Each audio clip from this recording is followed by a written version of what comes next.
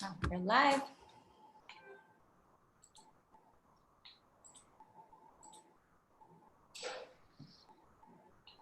Okay, welcome everyone.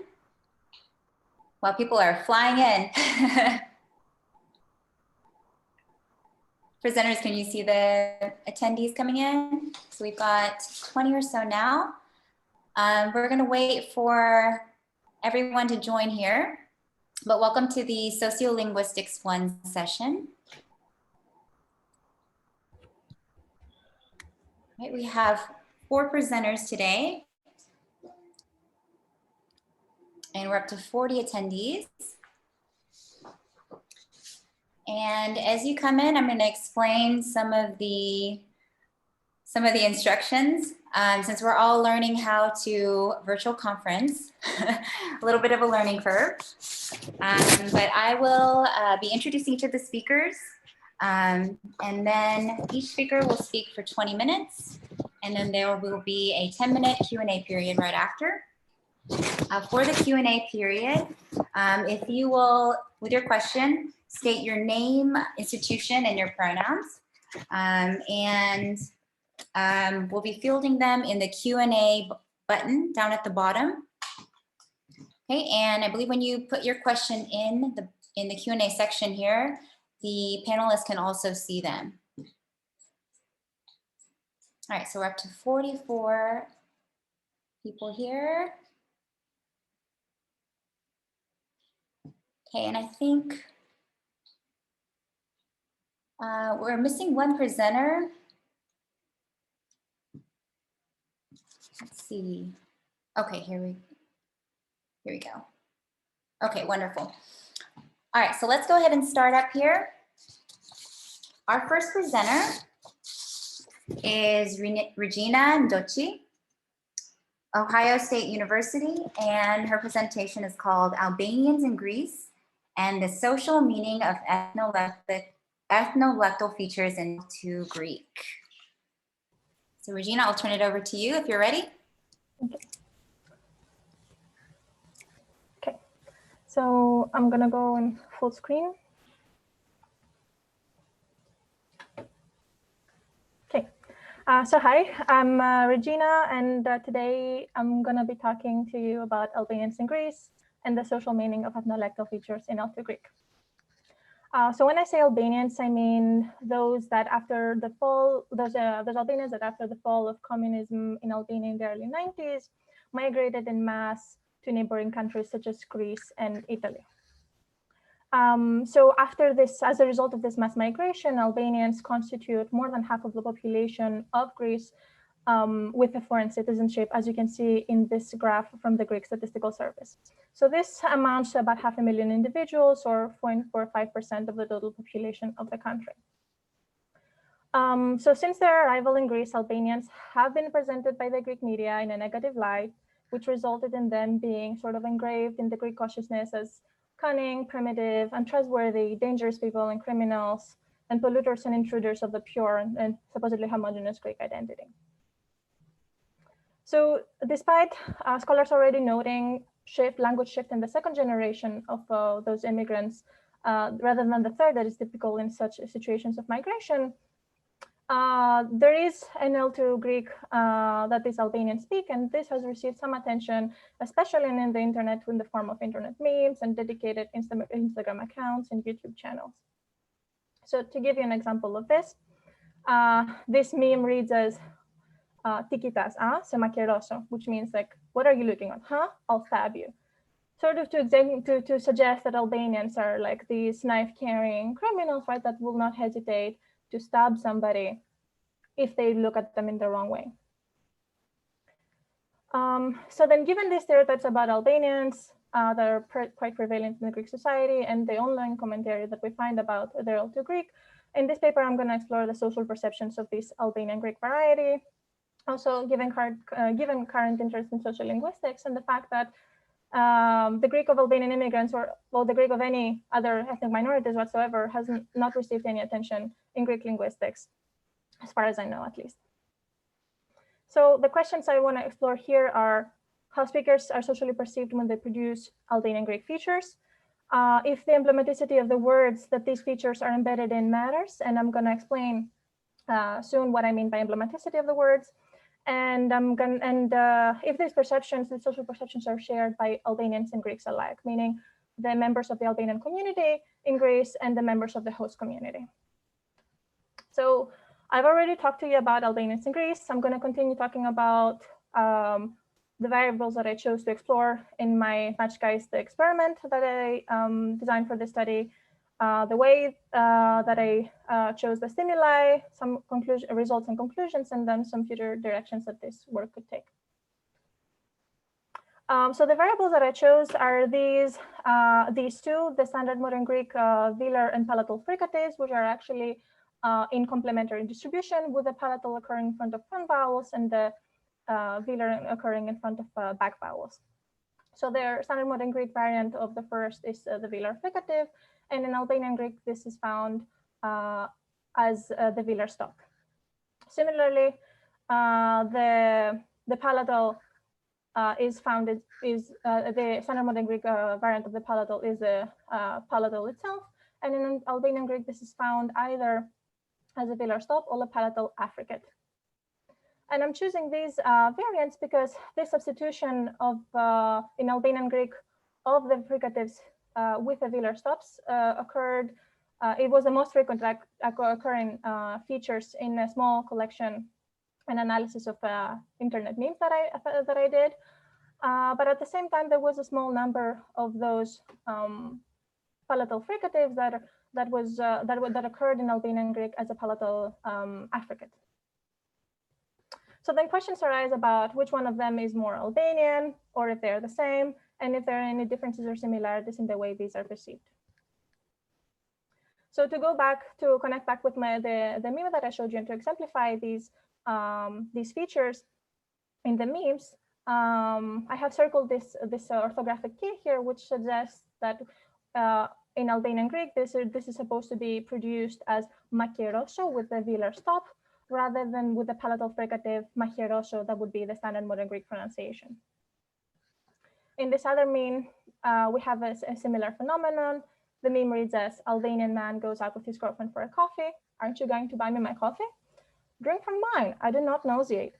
Right, so this meme is supposed to represent, again, Albanians as either poor and not having enough money, or not being able to afford buying a coffee for their partner, or as stingy, right? Not being willing to spend extra money for a coffee for their partner. So this cue that I've circled here in Albanian stands for the palatal affricate, and again suggests that we're not supposed to read it in the standard modern Greek pronunciation Seonghyun with the palatal fricative, but rather with the palatal affricate. So in my matchcast experiment, I embedded these variants in sentence stimuli. I embedded them in a set of emblematic and non-emblematic words to construct my stimuli. And these emblematic words were the words for grass and knife. And I label them as such because in my short meme analysis that I did earlier, I found that those were frequently occurring in the speech of Albanians in the memes. And sometimes they were carrying the Albanian Greek features and sometimes they were not. So knife emerges as emblematic because it relates to the stereotype of Albanians being aggressive and violent, and grass relates to the stereotypes of Albanians being either rural or drug dealers if it takes the meaning of weed. And then non-emblematic, I labeled those words such as joy and hand, hara and heri, that did not emerge in the memes as emblematic of Albanian Greek speech, but do offer the environments for the emergence of those Albanian Greek variants. So I had 10 stimuli in total, which were recorded by 2 Albanian Greek bilingual men for 20 target sentence stimuli in total. And then I had 10 additional fillers recorded from 3 native Greek speakers in order to draw my participants away from the fact that I only had 2 talkers. So my participants were recruited mainly through social media and friends of friends for a total of 210 participants. as you can see, I have a fairly unbalanced number of between women, female and male participants, but I think that's quite common, at least in Greek online studies. But a fairly balanced number of Albanian and Greek participants. And I identified as Greek those that reported having been born in Greece and having their origin somewhere in Greece and being native Greek speakers, and Albanian those that had their origin somewhere in Albania, were born either in Greece or Albania, and that spoke both languages. So my experiment took the form of an online survey administered via Qualtrics. And I actually decided to administer it in Greek to function as a sort of check for the participants' proficiency in Greek, if they were bilingual speakers, so that in some way I'm able to control that they can distinguish between the various pronunciations and the variants. And at the same before the task, participants were informed that the talkers that we're going to hear were of Albanian origin. And again, this decision was made in order to draw my participants' attention away from speakers of other ethnicities or of other Greek regional varieties, because I noticed because it was the case in some of the stimuli in a pilot experiment that I ran prior to this match guise test. So during the task, my participants rated the talkers on a 1 to 6 scale in agreement or disagreement with the following statements. So the talker sounds like a friendly, likable, polite, sensible, aggressive person, a person who uses curses, could be a criminal from a rural area, or a person from Albania. So these 4 characterizations were provided by my participants in the pilot experiment. The next 4 emerged as sort of characteristic of Albanians in the meme analysis, and the last one was added to check for any correlations between Albanianness and any of these characteristics. Because I had a lot of characteristics, I conducted the factor analysis to see if any of these were correlated. And lo and behold, friendly, likable, polite, and sensible were all grouped into the same category that I called positive characteristics, in the sense of being socially sort of desirable characteristics for one to have. And aggressive, criminal, and curses were also grouped under one category that I called very conveniently negative characteristics, as sort of socially undesirable characteristics for one to have. And then rural and Albanian were analyzed separately. So then I built in total 8 mixed effects models for my statistical analysis. 1 for each of the factors, positive, negative characteristics, rural, Albanian, for the 2 variables that I was testing. I added as fixed effects the 3-way interaction between variant, word implementicity, and the participant ethnicity, and included as random effects within participant random slopes for variant and word implementicity. And then finally, I stepped down to the best fit models. So the results. So in general, there was a significant effect of the variant for both of my velar and palatal variables. So in general, either one or both of the Albanian Greek variants, so either the affricate or the plosive, were perceived as more Albanian than the standard modern Greek fricative. At the same time, they were perceived as more rural, as having less positive characteristics, and as having more negative characteristics. So we do see then some stigmatization of the variety. That could be possibly due to standard language ideologies being at play, with non-standard language being viewed as less favorably than standard language. In terms of Albanian, in terms of Albanian perceptions, there was an effect of listener ethnicity, with Albanians being more likely to perceive the talker as being Albanian regardless of the variant that they produced.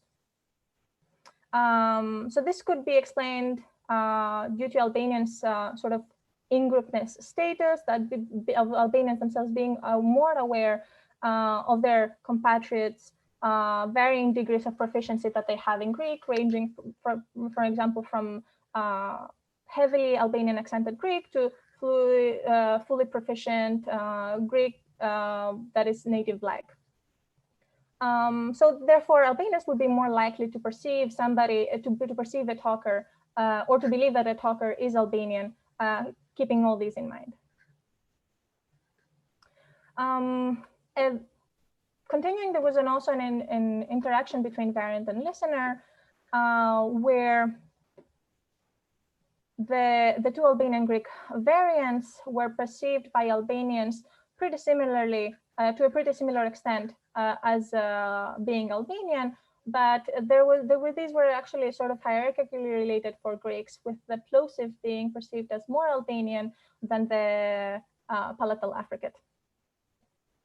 Again, this we could explain it in terms of in-group and out-group knowledge. Maybe Greeks here are just projecting to Albanians that are sort of the most predominant ethnic group that they have contact with. They're probably projecting what foreign Greek sounds like, mainly the use of the plosive, and they don't really have the insider knowledge, right, that maybe the affricate also could be Albanian enough. And also this other factor, right, the affricate being perceived as less Albanian could be also explained along the lines of Greek having not in the standard variety, but in other regional varieties, perceptually similar affricates. So then they sound more Greek rather than foreign. In terms of ruralness perceptions, there was also an effect of a variant and participant ethnicity. In general, the affricate was perceived as more rural than the plosive, which was perceived more rural than the fricative. But for Greeks, this effect here is larger than for the Albanian participants. Again, this could be explained in terms of there are regional Greek varieties that have perceptually similar affricates, and therefore they're more likely to be perceived as rural, because in whatever is not Athenian in Greek is by rule of thumb sort of automatically perceived as rural and categorized as rural. In terms of positive characteristics, it was again an interaction between variant and the ethnicity of the listener, but only for the Wheeler variable. So Albanians were more likely to attribute less positive characteristics to the Albanian Greek plosive rather than to the standard modern Greek Wheeler. And we see possibly here some penalization, right? That for those who allow their Albanians to show, and they allow in this way the stigmatization and stereotyping of the Albanian, of the ethnic group to arise. And I argue here that maybe we have some covert internalized racism, so Albanians themselves internalizing the negative stereotyping of their ethnic group. And I call it covert because Albanians are penalizing their compatriots in terms of dissociating them from positive characteristics rather than associating them more overtly with negative characteristics. Negative characteristics were actually more likely to be assigned by the Greek listeners. So Greeks were more likely to assign negative characteristics to the listeners, regardless of the variant that they were using. And even though that their ratings are at the lower end of the scale, so here are all number two. But we do still see then this attempt at political correctness to fall through, and at least some stigma towards Albanian Greek talkers arising. Finally, there was an effect of emblematicity almost throughout the data. For the Wheeler variable, emblematic words were associated more with Albanianness and ruralness, and as having more negative characteristics and less positive ones. And for the palatal, the emblematic words were also associated with more negative traits and dissociated from less positive traits. At the same time, there was an effect of variant and word emblematicity with in the Albanians' perceptions, with the Albanian Greek variants having a larger effect on the standard modern Greek variant in the emblematic words than in the non-emblematic words. So we see that listeners are attuned to emblematic words, and they are attuned to this association, to their association with Albanian Greek, and especially when it comes to the word for knife, right? So this is the emblematic word with the palatal with a palatal variant. So this sort of alludes to the idea that the participants are especially attuned to the notion of Albanians being these knife-carrying type of people. At the same time, emblematic words point to this set of associations and traits that are similar to the set of associations that we saw with the Albanian Greek features, suggesting that these all make up the indexical field of the features themselves. So to conclude, we do see some stigmatization and we do see some standard ideologies arising with Albanian Greek features. Talkers are perceived as more Albanian, which is expected, right? But also as more rural. They're associated with negative characteristics like aggressiveness, criminality, and cursing, and they're dissociated from likability, friendliness, politeness, and civility. The emblematic lexical item also gives the same set of associations pointing to the indexical field of these phonological and lexical Albanian Greek features. Moreover, we do see some overt and covert racist ideologies arising from Greeks and Albanians respectively. And at the same time, there we see differences in the knowledge of the in-group and the out-group of what makes up Albanian Greek, or what proficiency levels, the differential proficiency levels that the Albanians have in Greek, and what constitutes foreign and rural Greek. In the future, I would really like to examine if there are any gender effects.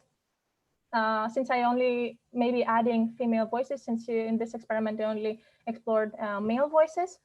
Perhaps explore the use, similarities and differences between the two Albanian variants, the plosive and the affricate, in production data, since this was all perception, and see if social networks affect the perceptions and the knowledge of this L2 variety. These are my references and my thanks.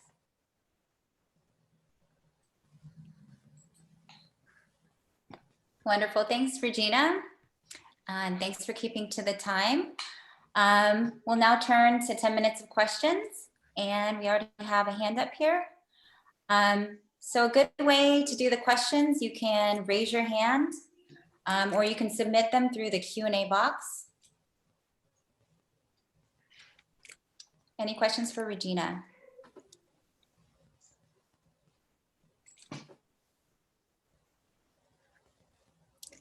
All right, we have a hand. Ryan Lai, I'm gonna allow to talk here.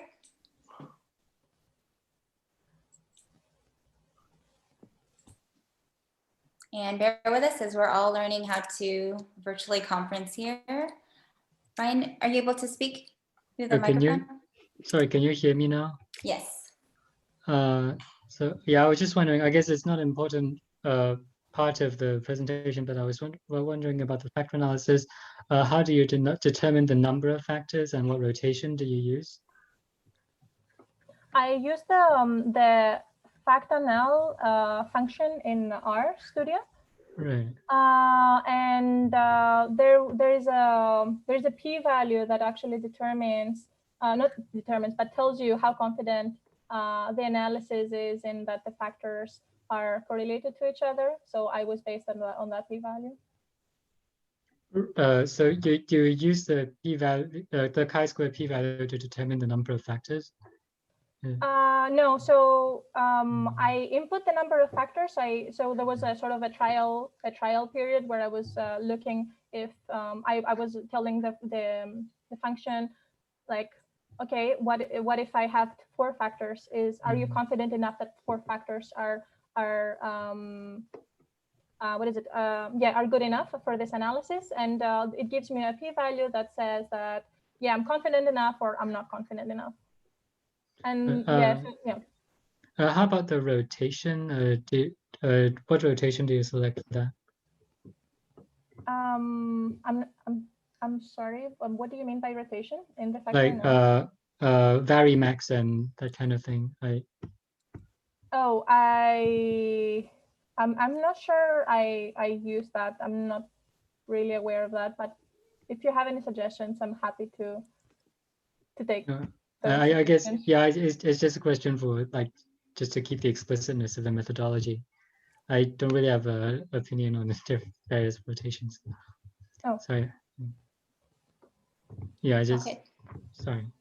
Maybe it would be Thank- good to look at the package to see what the default would be that they provide. Okay. Okay, thank you. Thank you, Ryan. We're going to go next to Paul Reed. I'm going to hand the floor over here. Great talk. I really enjoyed that. One quick question. When you talk about rural, do both the Albanian Greek speakers and the modern standard Greek speakers have the same conception of rural? Because that term rural can have a lot of different meanings, and I was just wondering if there were competing or different notions of rural between the two groups. Right, that's a good question. I'm not really sure about, or at least I haven't thought about it until now, you just asked me. But for Greeks, sort of having lived there and like growing up there, my understanding is that whatever is not Athenian and like sort of speakers of very standard Greek that are, I mean, I don't want to say unaccented, but you know, like the more standard speakers, at least, I'm going to say for now, that are mostly Athenians. Whatever is not Athenian then sort of automatically gets labeled as rural, whether that is about language differences and language variation, or if it's just or if it's just about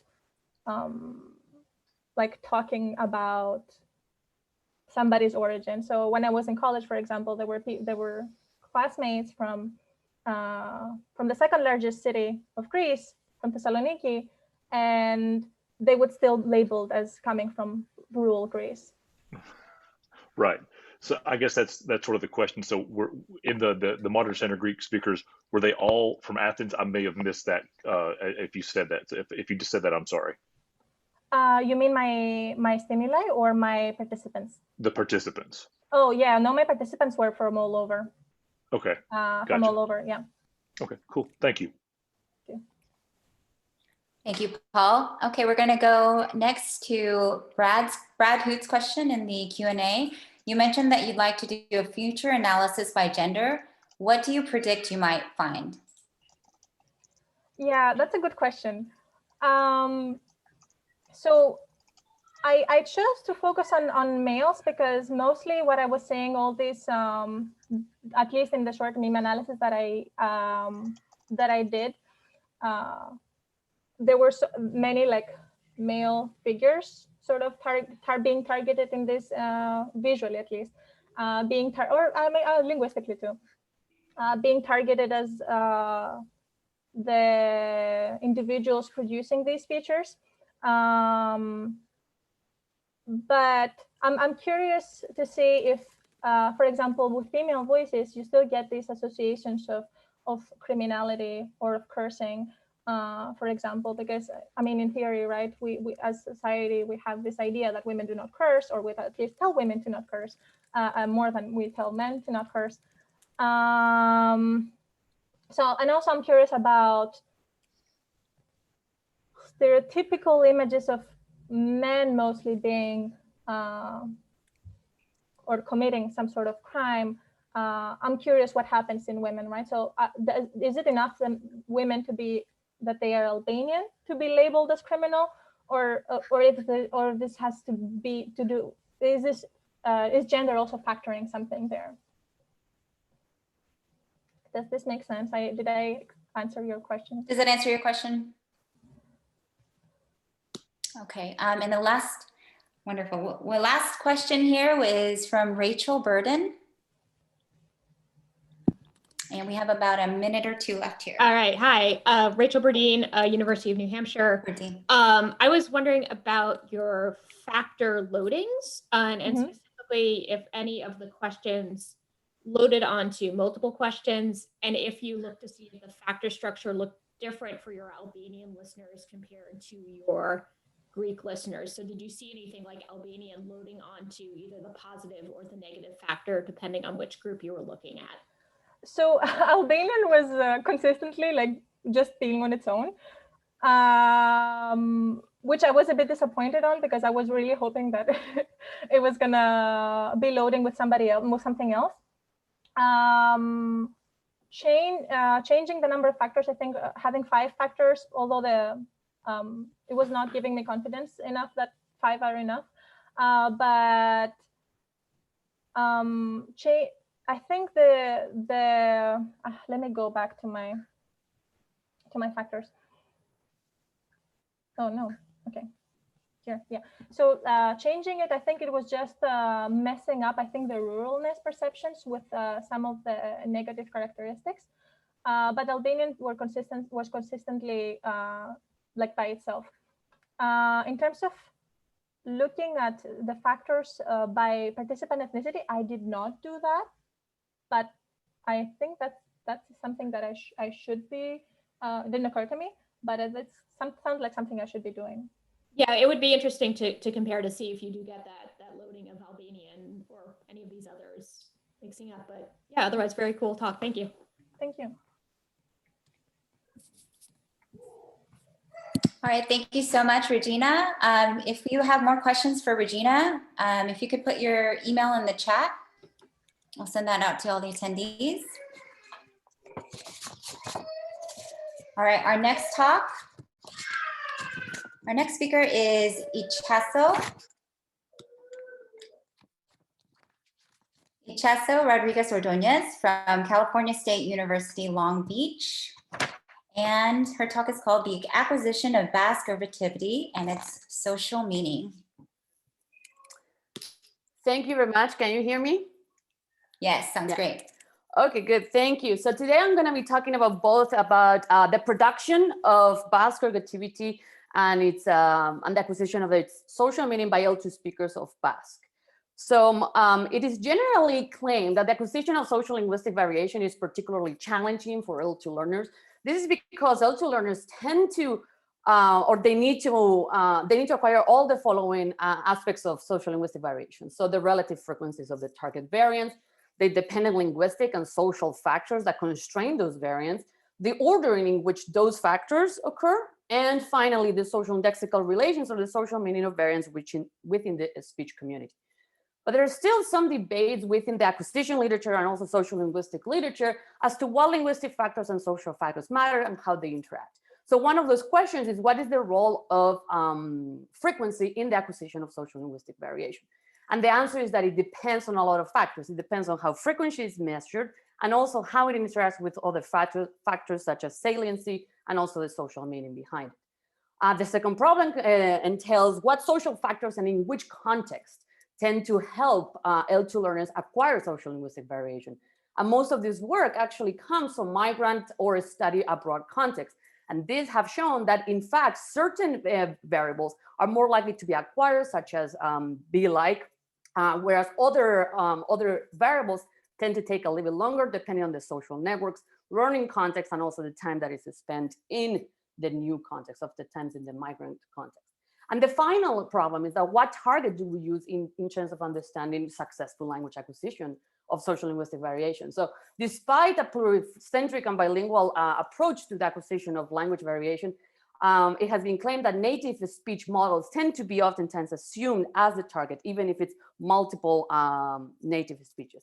So the question that I'm trying to think about today is how is language variation acquired in a language revitalization context where actually L2 speakers, which we'll be talking about in terms of new speakers, constitute the majority. So right now I'm going to talk very briefly about who new speakers are or what are understood.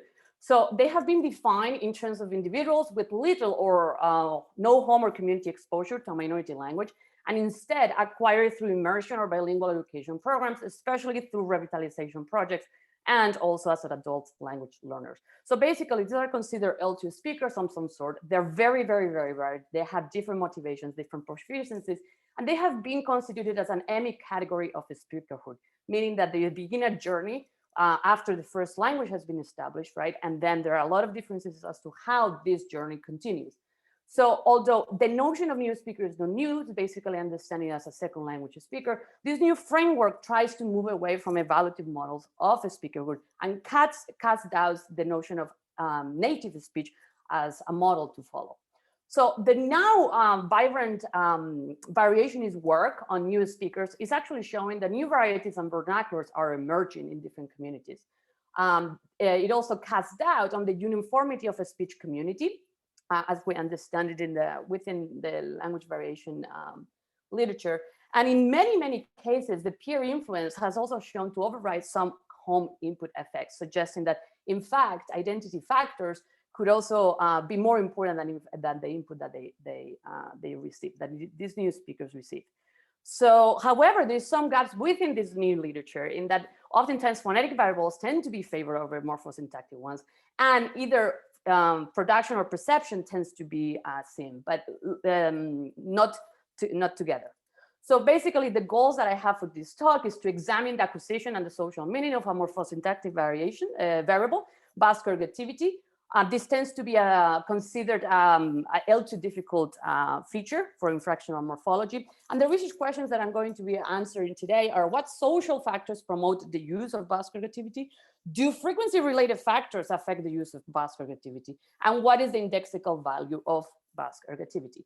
So the two takeaway messages that I want you to take from these findings is that the new speakers do gradually reallocate internal factors of Basque ergativity based on token frequency. So basically, frequency does have an intermediate effect, and that new speakers do transgress some traditional social indexical values of Basque ergativity. So a little bit about the Basque country, but the Basque country is located between two nation states, Spain and France, and is divided between three administrative communities. So today I'm going to be focusing only on the Biscayan province and where the Basque Autonomous Community is located. This is where Basque is actually co-official with the Spanish. This is the only territory in which you will see that, and also in the north of Navarre. So a little bit of the history: Basque has been in contact with Latin and Spanish for over 2,000 years, or with French in the French Basque country as well. And it has been considered a language of the peasants until the last kind of century, where a lot of different social factors led to the implementation of Basque in the school system. So in 1968, we have the standardization of the Basque language.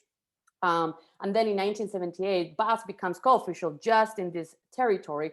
And in 1982, the normalization of Basque actually puts Basque in the public education system by creating a lot of immersion programs. And this leads to a massive increase of Basque speakers called new speakers. So if we look at the growth of bilinguals in the Basque autonomous community, this is when Euskara Batua gets created, implemented in the schools. And today, these numbers are slightly a little bit higher. Actually, the majority of the young population is actually some sort of bilingual. But this actually led to a different kind of profiles called new speakers. So over here, we can see that in 1991, the majority of Basque speakers in the Basque autonomous community were actually native speakers, or what we call Euskaldun Zaharra, which it literally means old Basque speakers, but it has nothing to do with age. Whereas today, actually, especially the young population constitutes new speakers, and these would be L2 speakers. So some of them start as early as 2 years old, and others start a little bit later. So there's a lot of wider variation as to what it means to be a new speaker of the Basque language. And this is something that has been studied by Urla and Ortega and colleagues. So one of the things that they found is that new speakers actually situate themselves in a continuum of authenticity that is actually linked to legitimization. So in one side of the continuum, we have the Euskaldun Berri, which means new speaker of Basque. And these are associated with Batua, or with the standard Basque. Whereas in the other side of the continuum of authenticity and legitimacy, we have the native speaker, or the traditional speaker, known as Euskaldun Zaharra, and associated to speak a regional variety of the Basque language. And in between, there is an intermediate category that is starting to question this dichotomy of new and traditional. And they consider themselves just a Basque speaker. So they say, I am just Euskaldun. And over here, we do see a lot of language mixing in terms of the dialects and also language contact with the Spanish. So one of the things that they're starting to do is that they pick certain regional variations, variants in order to give a little bit of a local flavor to their standard. So in this respect, however, Batua, the raised temper of Batua has been that of it's associated with new speakers, and it's also bookish and artificial. However, Basque speakers are also known for considering, they claim higher authenticity than Euskaldun Berri because they have taken the use of Basque outside of the school, meaning that they have extended their social networks to Basque-speaking populations, and oftentimes they may also mingle with those who speak a regional varieties. So looking at Basque activity, so Basque activity is probably one of the most studied features in the Basque linguistic literature, mainly from a syntactic theory and child language acquisition. So Basque follows an SOV word order, whereby ergativity appears both in the subject and in the auxiliary verb. So usually transitive subjects and anergative subjects are going to be marked with ergativity, whereas unaccusative ones are going to be absolutive 0. And the Basque verb is actually conformed mostly by a lexical verb and then an auxiliary verb, whereby the different morphemes are going to be appearing to agree with the different arguments of the sentence. So here, ergativity is going to appear for the first person singular in the auxiliary verb as well. So there are lots of debates as to whether it has inherent case, a structural case, or different interfaces. And it has also been cast out whether Basque is really ergative. But here I'm going to be talking about the social aspect behind it. Precisely the variation that comes with it. So this is an idealization of how Basque ergativity actually works. In terms of ergative variation, there is a rule called stop deletion. So here we do have some phonological interfaces. In terms of the ergative K tends to be omitted preconsonantally because of the stop deletion rule that appears in Basque, and tends to be also lenited or sometimes voiced pre-vocalically. Recently, Arregui and Nemitz have argued that there is an ergative impoverishment rule according to the distributive morphology, suggesting that ergative subject K can also surface as absolutive 0. So here we have the two variants, but the way this is done is actually not truly understood. In terms of acquisition, we know that verbal morphology tends to be acquired quite easily by children and also by adults.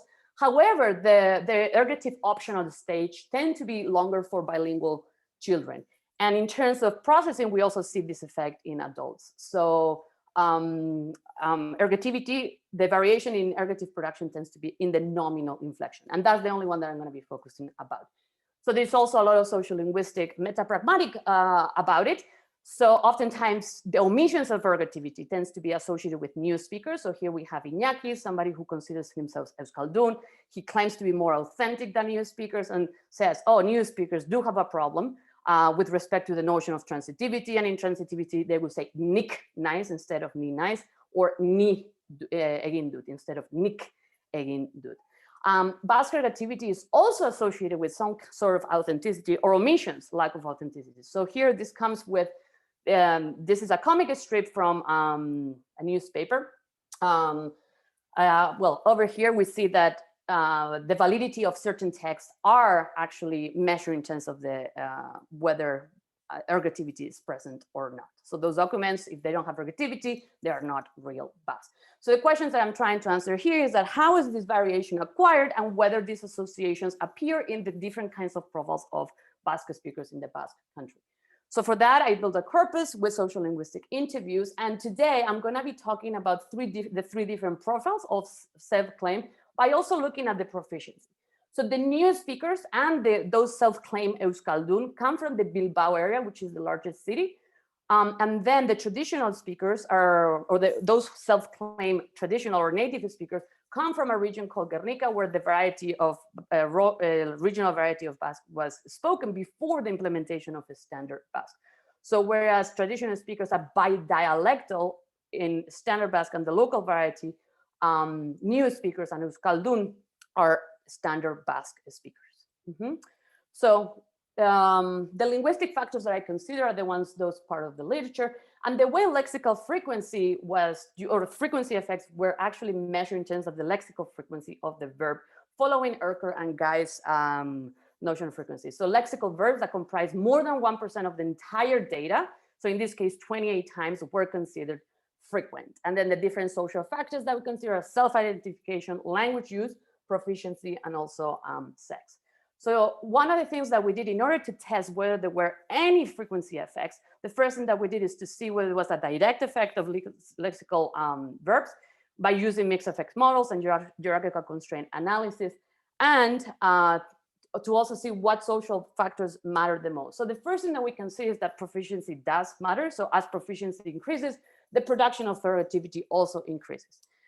When we look at the self-claim categorization of a speakerhood, the same happens. So in this respect, these two factors tend to be covariant. However, self-identification was a slightly better predictor than proficiency. So in this respect, what I'm going to be doing right now is I'm going to be showing what are the linguistic factors and the social factors that might be also favoring the use of ergativity within each of the three groups. So one thing that we can see here is that there is a lot of variation as well. So omissions are a lot more common in transitive subjects and ergative subjects, especially in the newest speakers. Although proficiency here didn't come as significant once you remove it. And then overextensions to an accusative context were not common at all. Although there were some of them. So now we're going to look at how is it that, what are the linguistic factors and how they're ranked for each of the groups. And here the lexical frequency effects are going to be appeared in red. So what this means is that we ran two models, one with the lexical verbs, with verbs that were frequent, verbs that were infrequent. And those factors that came out only as significant in the frequent were understood as having intermediate effect within the production of Basque ergativity. So one of the things that we can see here is that for the new speakers, or the Skaldunberry group, phonological context, animacy, and person and type of the MP did have a frequency effect, in the sense that ergativity was produced more when the next segment was vowel. It was most likely to be omitted when there was a third person singular inanimate, and it was more likely to be produced if it was a pronoun. But again, this happened especially in verbs that were more frequent. So verb type was the most important factor, and here frequency did not matter at all. So, and this was consistent for the other two groups. However, for the Basque group, the only frequency effect was also in the type of MP, and animacy in person was kind of removed. There was no effect of frequency whatsoever, and there was no effect at all. When we look at the traditional ones, lexical frequency effects have no effect whatsoever. And here what we see is that there is a consistency of the verb type, the phonological context as well, although frequency doesn't matter here. And females tend to be using more ergativity than males. So in order to discuss what social factors promote the use of Basque ergativity, one of the things that we can say is that, in fact, self-claim authenticity is the strongest predictor in Basque ergativity. It's stronger than actual proficiency. So another thing that goes along with the literature is that new speakers show additional constraints of variation. So how do we explain those? So language use was not a predictor at all. And these reallocations of the constraints were actually mediated by lexical frequency effects, so consistent with production in native speech and also in ergativity. So now the question is, what happens? Why is it that these factors do have some frequency effects? So in terms of the phonological context, we can see that high frequent prevocalic contexts are acquired first. And this could be evidence that voicing could be used as a cue in acquiring Basque ergativity.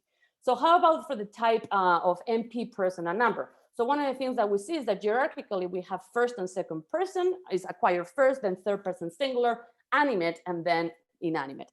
So this goes along with the person marking in verbal morphology as a trigger for potential ergative in the MP. However, this does not explain why we have animacy. And for that, I recur to Dubois or some potential frequency effects in discourse that goes in line with discourse-based accounts of ergativity. So while some ergative languages tend to show person-based splits, Dubois prefer argument and structure claims that arguments expressing new information tend to show take non-ergative roles. So in null subject languages like Spanish, lexical MPs tend to be introduced new information, whereas pronouns tend to add pragmatic weight. This is something that actually is an effect that also is attested in Basque. So cross-linguistically, we know that not only are inanimate subjects less common, but they're also more likely to be realized as MP and therefore introduced as new information. So in the current corpus, inanimate subjects constituted 24.9% of all the data, of which 64.4% were actually produced as lexical MPs. So in this respect, it can be argued that the new speakers' lower productivity of ergativity in third person non-animate objects could be the result of how discourse prominence is encoded in the subject, as has been shown for other ergative languages. So now for the literally half minute that I have left, I would like to talk very briefly about the matchguise experiment on the acquisition of ergativity. So for that, what I did is I did a matchguise experiment.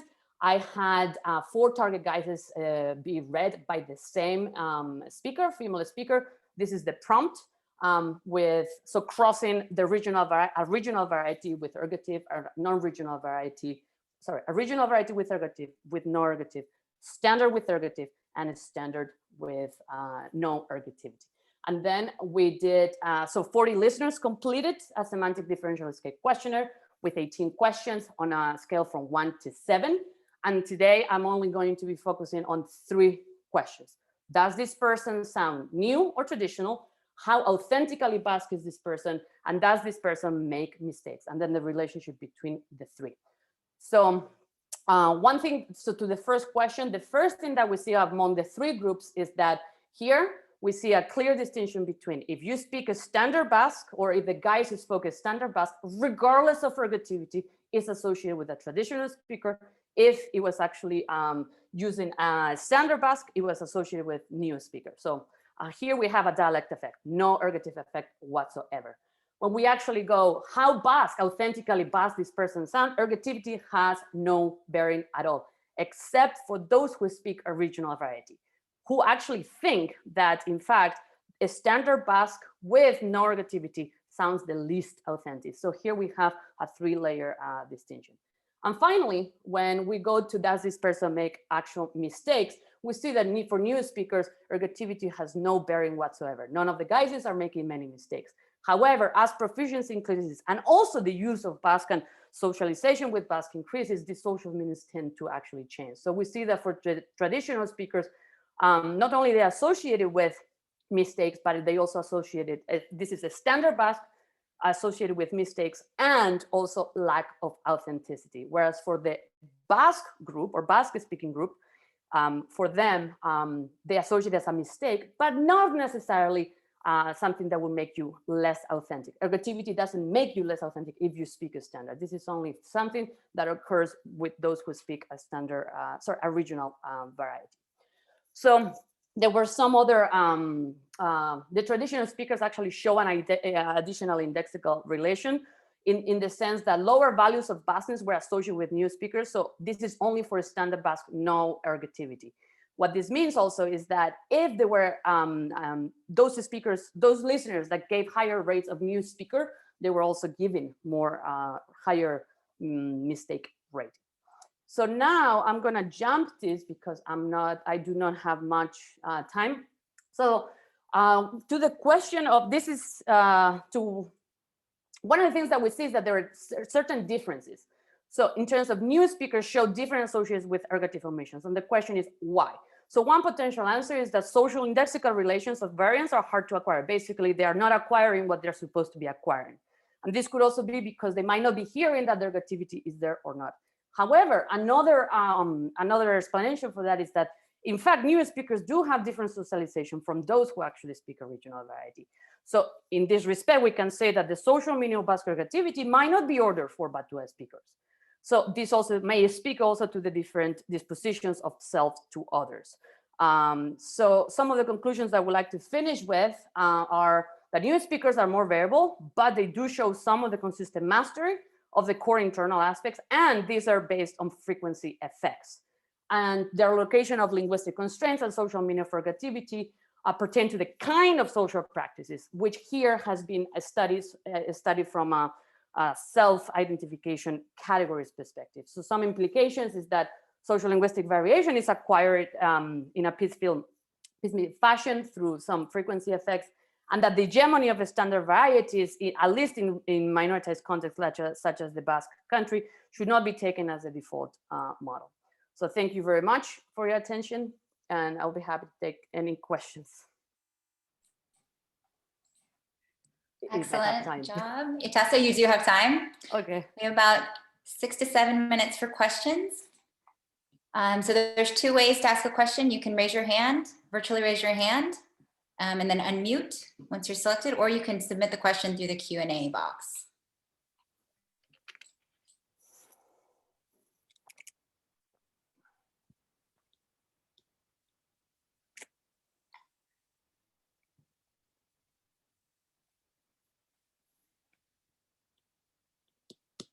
Okay, I'm gonna go to Brad Hoot.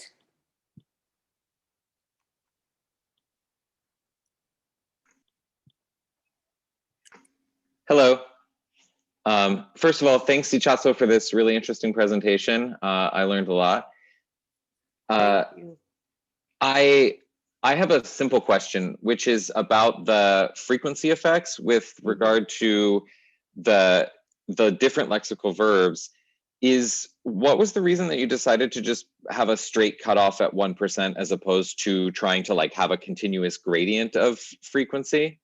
So this was based on Erker and Guy 2012 paper that they actually found that cutoff to be a good cutoff for subject pronoun expression. So this is because ergativity appears in the subject. That's basically the one that I used.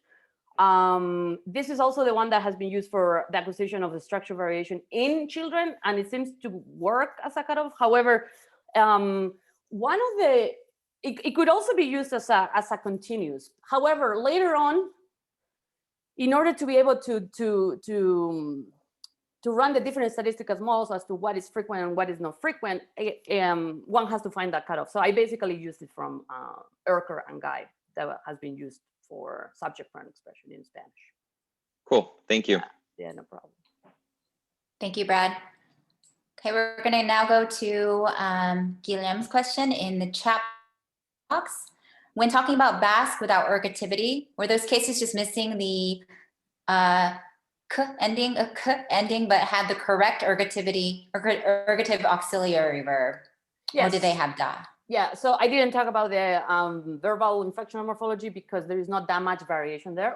There is variation, but very, very little in terms of ergativity because there is quite accurate. So here what we see is that the omissions are more common in the nominal inflection. Usually they would not omit it in the auxiliary at all. However, there is something really important, and something that needs to be done here is an acoustic analysis of this. So the way I did it is just categorical. Is there ergativity or not ergativity? But in some cases, that K was also very limited.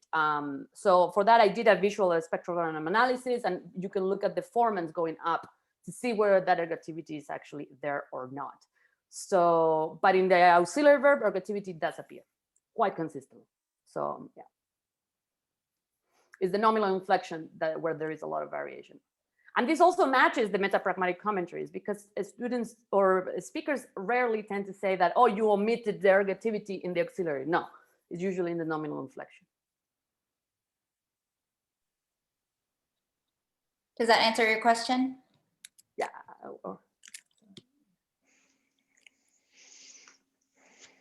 All right, we have time for maybe one more question.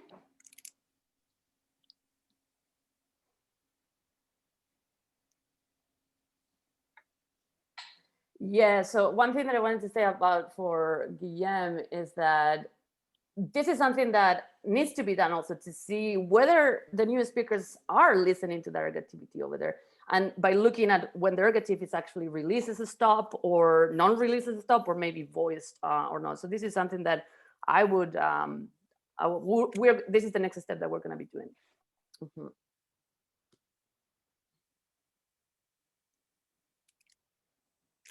All right. If there are no other questions, if you'll send through your email, I'll put it in the chat box for the panelists. What an interesting study, and I will have to talk to you in the virtual hallway later to follow up on some of my questions. Thank you. Thank you, Itxaso. All right, we are now going to go on to our third presenter. We have Salvatore Callesano and Phillip M. Carter.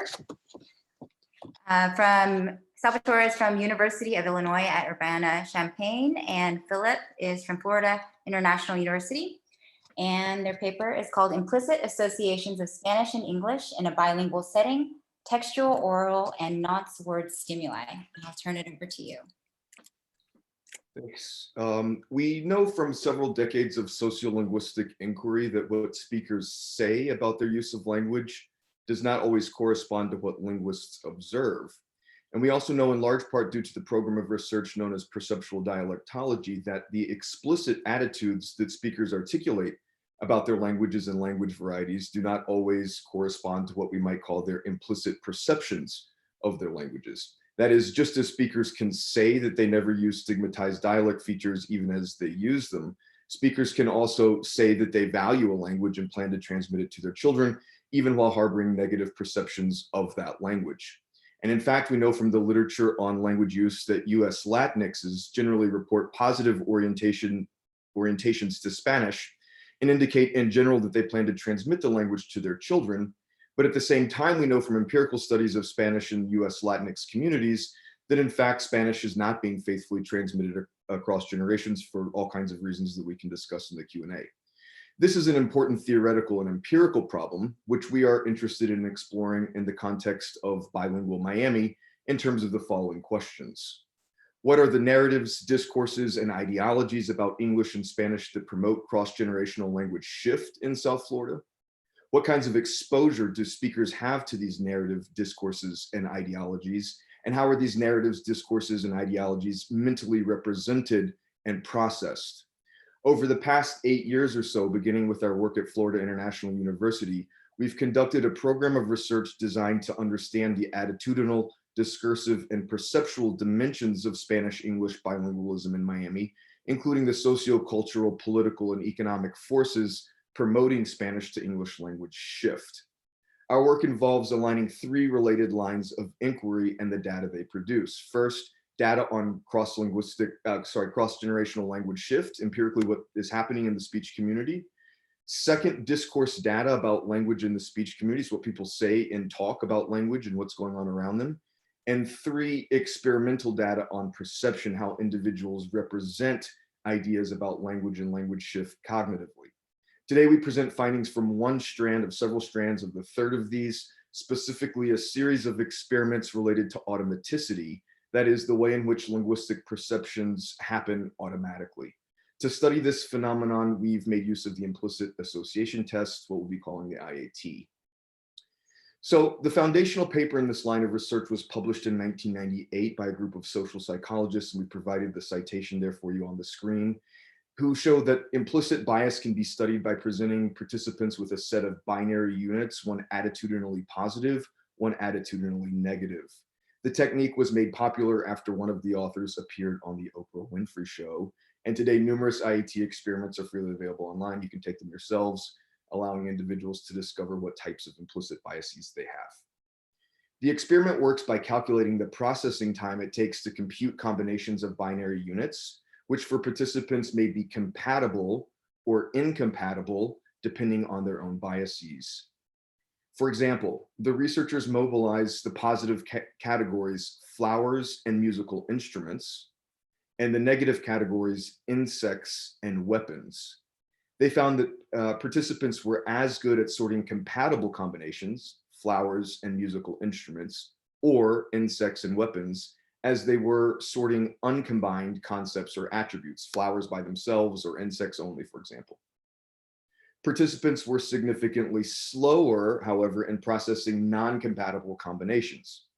Using this framework, a second experiment was designed to test implicit bias among Japanese Americans and Korean Americans toward one another, where Japanese and Korean surnames were used as the concept and pleasant and unpleasant words as the attribute.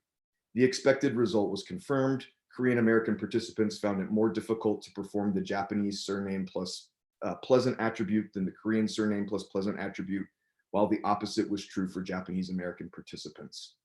The third experiment in the original paper presented tested pleasantness attributes with white, Anglo-white, African-American racial concept, and the results showed that Anglo-whites had an automatic preference for themselves, as shown in their fast responses for white plus pleasant.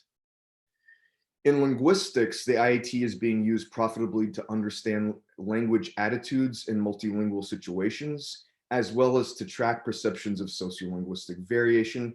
There's a growing literature in both of these areas, and we've provided references for some of the most important studies in the current slide. At this stage, we can introduce our second research question, which relates to the type of stimuli with which participants are presented in the experimental setting, and whether or not automatic preference or language bias tracks consistently across types of linguistic stimuli. To answer these questions, we designed a series of 3 experiments in which Spanish and English were independent variables and served as the concept within the structure of the IAT experiments, but which were primed with different types of linguistic stimuli: lexical stimuli in experiment A, phonological stimuli in experiment B, and nonce words in experiment C. All 3 experiments were programmed using the following structure, which consisted of 7 sections, and I'm briefly going to walk you through those sections now. In the first section, participants were asked to simply categorize target words into conceptual categories of English on the left side of their screen and Spanish on the right side.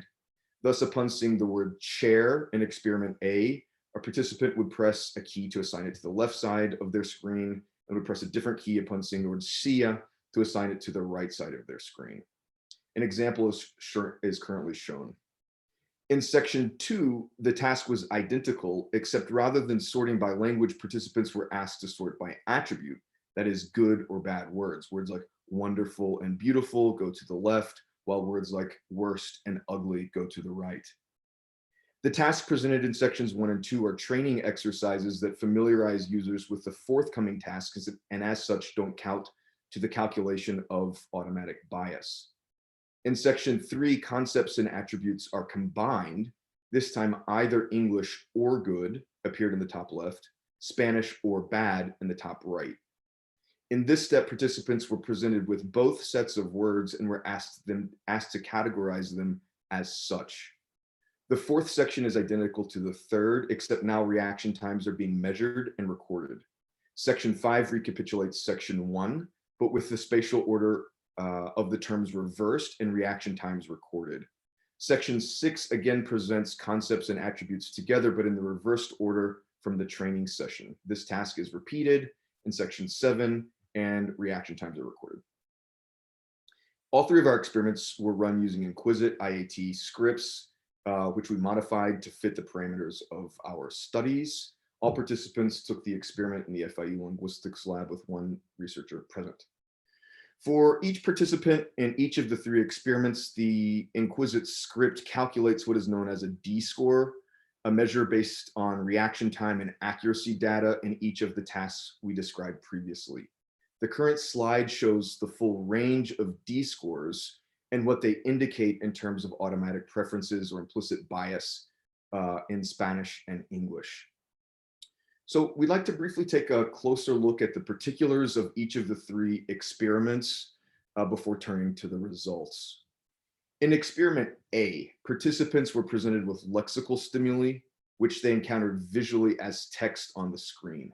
The methodological literature on IAT says work with a semantically neutral category, which of course does not exist. That's not a thing, but we opted for the category furniture terms, and we did our best to weight those terms between Spanish and English phonotactically. The full list of stimuli in both languages is currently shown on the screen, along with the positive and negative affect terms, which the IAT literature calls attributes, which were presented in English in experiment A and also in experiment B. 44 participants took part in experiment A, and in experiment B, 30 participants were presented sound files this time of US city names produced using English and Spanish phonology along the lines of Chicago, San Diego, and so forth. The affective attribute terms with which these concepts were crossed were the exact same set as those that we used in experiment A. And we recognize that for as much as we wanted to isolate the Spanish-English language difference in our stimuli, that's the thing that we were interested to test.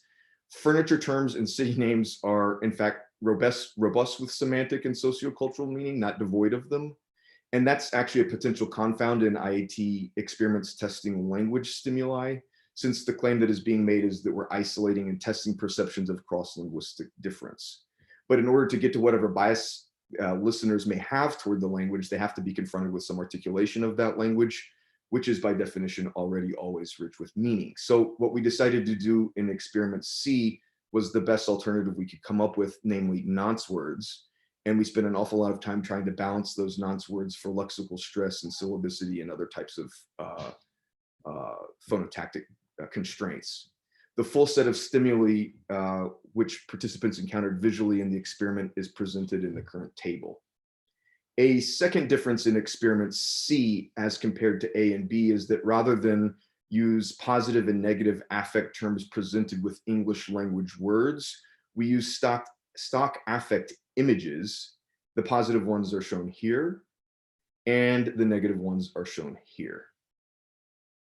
The current slide provides a summary of the D-scores across each range for all three of the experiments and shows the percentage of responses per range by experiment. Taking a bird's eye view of that data, one obvious point stands out. There were 89 participants all up across the three experiments, and none of those 89 participants in any of the experiments exhibited a strong preference for Spanish, while 35 of the 89 participants, or 39%, demonstrated a strong automatic preference for English. When we back up to include moderate preferences, not much changes. In fact, when we look across the full preference range across all three experiments, only 13 participants, or 14% of the total, exhibited slight or moderate preference for Spanish, as compared to 58 participants, or 65% of the total, who exhibited a preference for English that was slight or greater. Sal?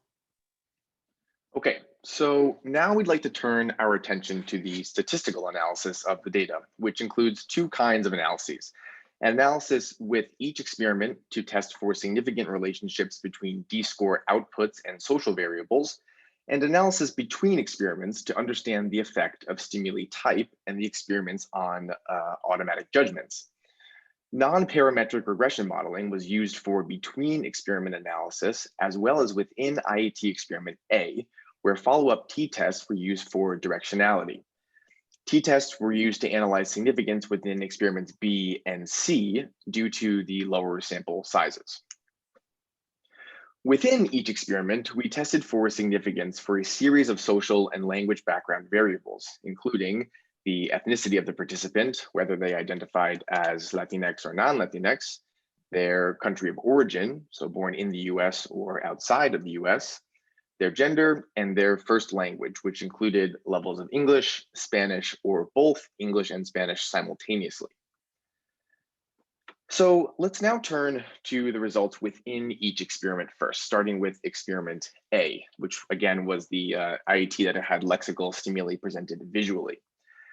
The regression model found one significant predictor, namely the country of birth, with US-born participants demonstrating significantly higher and more positive D-scores than participants who were born elsewhere. And the follow-up t-test showed a related language effect in which participants with English as their first language showed higher and more positive D-scores than those who indicated Spanish was their first language, and for those who indicated English and Spanish as their first co-languages. Turning now to experiment B, where phonological stimuli were presented orally in sound files, the model found no significant differences for any predictor. Thus, we take the time here to present the mean D-scores for each group, showing again that they are all positive integers, indicating automatic preferences for English. Only a third of the IAT participants showed D-scores that reflect some level of implicit associations of Spanish with the attribute good. The non-parametric models for IAT-C also showed no significant predictor. However, the t-test did turn up significant differences. For participant first language, those who indicated English as a first language have a higher mean D-score as compared to those who indicated Spanish as their first language. And so the results of the between experiment analysis show significant effects for country of birth and the experiments themselves. Results from t-tests show that participants who were born in the US have significantly higher D-scores than those born outside of the US. So in other words, US-born participants have stronger associations of the concept English with the attribute good. Again, the statistical significance denotes a difference in the strength of association of English with good, and as such, the results do not show us that those born outside of the US have an association of Spanish with good. The model also found that the experiments themselves were a significant predictor. First, results from the one-tailed t-test show that the average D-score from IAT A, which again was the semantically neutral furniture terms and the textual attributes, is significantly higher than the average D-score for both IAT B and IAT C. And so, however, the results comparing IAT B to IAT C show no statistical difference, although the average D-score for IAT B is higher than IAT C. And they both fall into the interpretive category of slight preference for English. In retrospect, we see that the significant between study differences may owe not only to the differences in stimuli type, but also to related factors such as modality, namely were the stimuli read or heard, individual difference in the population sample, and processing differences related to the different types of stimuli in A, B, and C, and the different types of attributes presented in C as compared to A and B. So in other words, there's a lot going on for participants in these three experiments, cognitively, socially, and linguistically. And we see again in retrospect that too many differences across the experiments make interpreting the results of the between experiment regression analysis difficult. We'll come back to this point in a moment, but for now, we want to gloss the other statistical findings of the study. Despite the predictors of gender, first language, and ethnicity being thrown out of the model, we submitted them to t-test analyses as well. And there are no significant differences for gender and ethnicity. However, some differences were found according to the first language of the participants, where those who have only English as their first language have a higher mean D-score than those who have only Spanish as their first language. In addition, a difference was found between those who have English as their first language and those who have both English and Spanish as their first languages.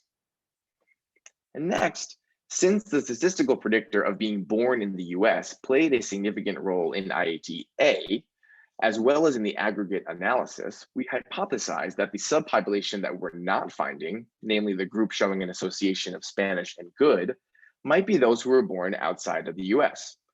When considering only those participants who were born outside the US across all three experiments, we tested for age of arrival to the US. A regression analysis showed the continuous factor of age of arrival to be significant, and follow-up correlation analyses confirmed a negative correlation. As age of arrival increases, D-score decreases. In other words, the older someone is at the time of arrival in the US, the more likely they are pulled towards lower D-scores, meaning less affinity for English, no matter where a given individual may land on the D-score continuum. So backing away from the statistical analysis and returning to the raw counts, we'd here again like to make the point that we found no strong positive automatic preferences for Spanish among any of our participants across the suite of experiments. This holds even among those who moved to the United States from Latin America, for those who indicated Spanish was a co-first language with English, and those who indicated that Spanish was their sole first language. This holds even though Miami is narrativized as the capital of Latin America, even though oral levels of Spanish proficiency are higher among second and third generation Latinx speakers than anywhere else in the country, even though data show knowledge of Spanish is tied to economic upward mobility in certain labor sectors, even though Miami is a major Latinx city, and even though our own discourse data show that locals believe you need to know Spanish to get by.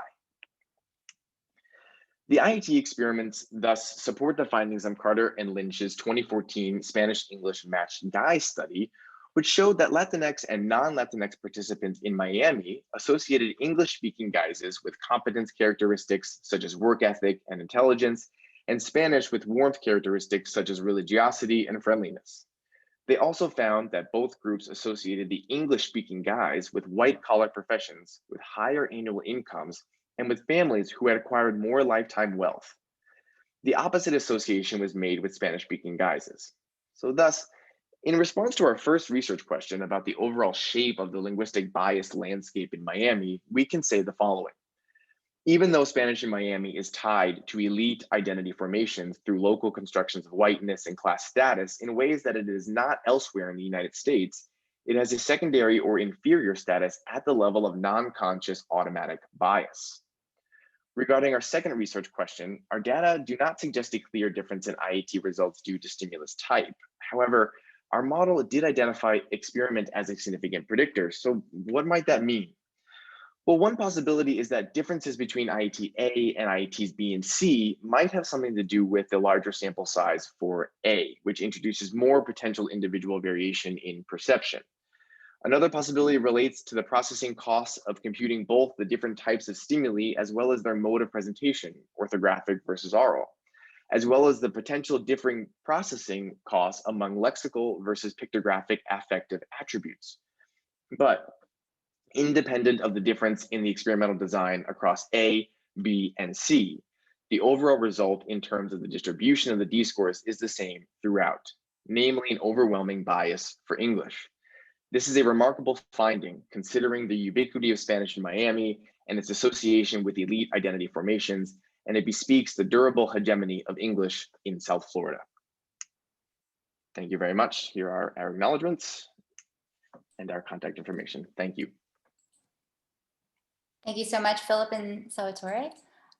So we have some questions waiting in the wings, and we have plenty of time, about 10 minutes. We'll go first to Deborah Hugh.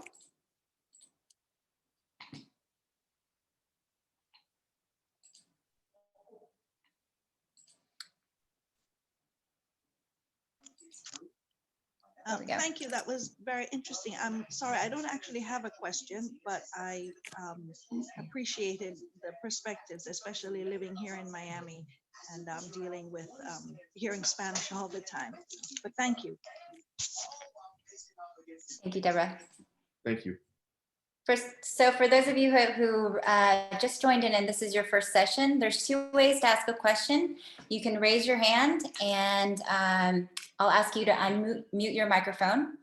And you can also submit your question into the Q&A box. Both buttons are down on the bottom of your screen.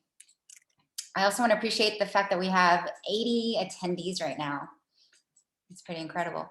All right, we'll go next to Brad Hoot's question in the Q&A box. How did you decide on the interpretations for the D-score ranges? That is, how did you decide on a 0.65 as the threshold for strong preference? Sure. Yes. Thank you, Brad, for that question. So that's actually not a decision that we made as a part of the researchers. These thresholds actually come from the Inquisit IAT program that was developed by the original IAT researchers. So these are thresholds that are already internal to the IAT scripts. The modifications that we made within the Inquisit program were simply for inputting the concepts and the attributes that we wanted to use, which again varied throughout our 3 experiments, but those thresholds already existed. Okay, very nice. And then Brad had a follow-up question. I was actually wondering myself, because these measures necessarily rely on reaction times, what happens if people just process Spanish words slower overall, for example, due to proficiency effects? Does that affect the D-score calculation? I mean, I suppose that it would affect the D-score. I mean, it would affect the D-score calculation for sure. The question is, we were working with a population that ranged on a continuum of English dominant to Spanish dominant. And even among the Spanish dominant folk, we found no, I mean, I guess that, yeah, that's a tricky one. I mean, we'll need to find out, we'll need to look into the literature on processing time, like in psycholinguistics, to find out if that's actually the case. But we've read a whole bunch of papers looking at IATs and cross-linguistic situations, and Sal, do you recall anything where processing time differences across languages was a factor in D-score calculations? No, I have not. I mean, I think something that happens with this experiment to keep in mind, and I'm not sure if we explicitly mentioned it, is that part of the instructions are to have participants go as fast as they can. So yes, they might be processing maybe Spanish a little bit slower. I'm not sure if they'd be processing it slow enough. However, the program is designed to deal with those who might be going too slow, or even those who might be going too fast. They're just running through it, and it handles that mathematically already. But I would say in direct answer to the question, no, I haven't seen that come up as a cross-linguistic factor. Yeah, we're actually working on this. We're working on the manuscript for this paper now. So I think, let's see, who was that? Brad. That's actually a really useful point. Thank you. I'm sure that'll come up. Thank you, Brad. All right, we're going to go next to Ethan Kutlu. Wonderful talk. Thanks so much. 2 questions. First, do you think with increased sample size, experimental differences would change? Because oftentimes IAT studies use over thousands of participants, but of course, imagine how hard it would get to that number.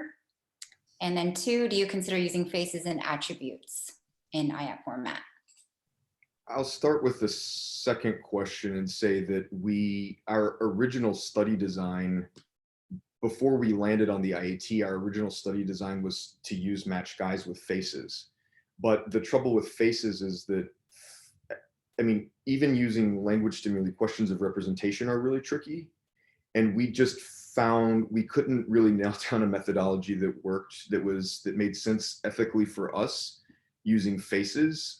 There are a lot of really interesting research questions there.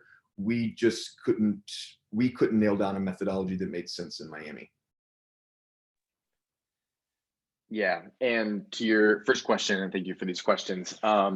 So it's an interesting question, and it's something I've given a lot of thought to. I want to say possibly, however, one reason that I think the increasing the population sample on the other 2 experiments, particularly IATC, might not show us much of a difference is that the literature is showing us from IAT that the effect size of an IAT result is very strong.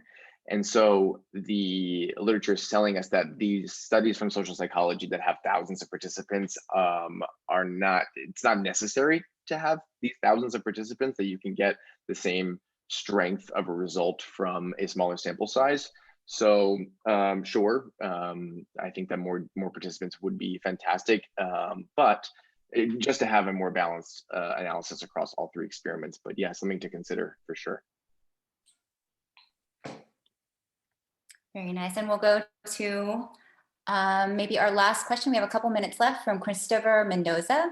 Considering that recent immigrants to Miami are more likely to be Spanish L1 and we're the ones with the weakest preference, how do you think folks might be conditioned into this preference for English in the context of this city? That's a great question. Let me first just say that none of the 89 participants were recent arrivals. These were people who may have been born elsewhere, in Cuba, in Puerto Rico. We had people from a number of countries outside of the United States. And indeed, as we showed in the data, were people who had Spanish as their only first language. None of them were recent arrivals. And so that actually, Christopher, is an interesting additional research question, is what would happen if we were to rerun this study with recent arrivals, who, by the way, are the majority population in Miami. So 65% of Miami-Dade County is foreign born. And so and Andrew and I had this issue when we did the match guise. We ended up rerunning our match guise with a community sample rather than a university sample. And we actually found the exact same thing in the match guise. Now, the interesting thing that you ask is, how do you think folks might be conditioned into this preference for English in the context of the city? Well, it would be great to have the data, because we would want to know if we found among that sample what we found in this sample, then we would know that people come here with certain conditioning already mentally represented. If the associations were less strong or were reversed, then we would know that people undergo a shift in their mental representations the longer that we're here. And we actually do have a piece of data for that in our study, namely the age of arrival data that Sal showed you at the end, that showed that the older the arrivals, the less strong the positive D score, indicating strong preferences for English. So all of these, I mean, that's why we set this paper up by saying we have all these lines of research, because the IAT doesn't tell us everything that we need to know about attitudes towards Spanish and English in Miami. The discourse data don't tell us everything. The match guise doesn't tell us everything. And the demographic data don't tell us everything. We have all these different pieces that we're putting together over the years.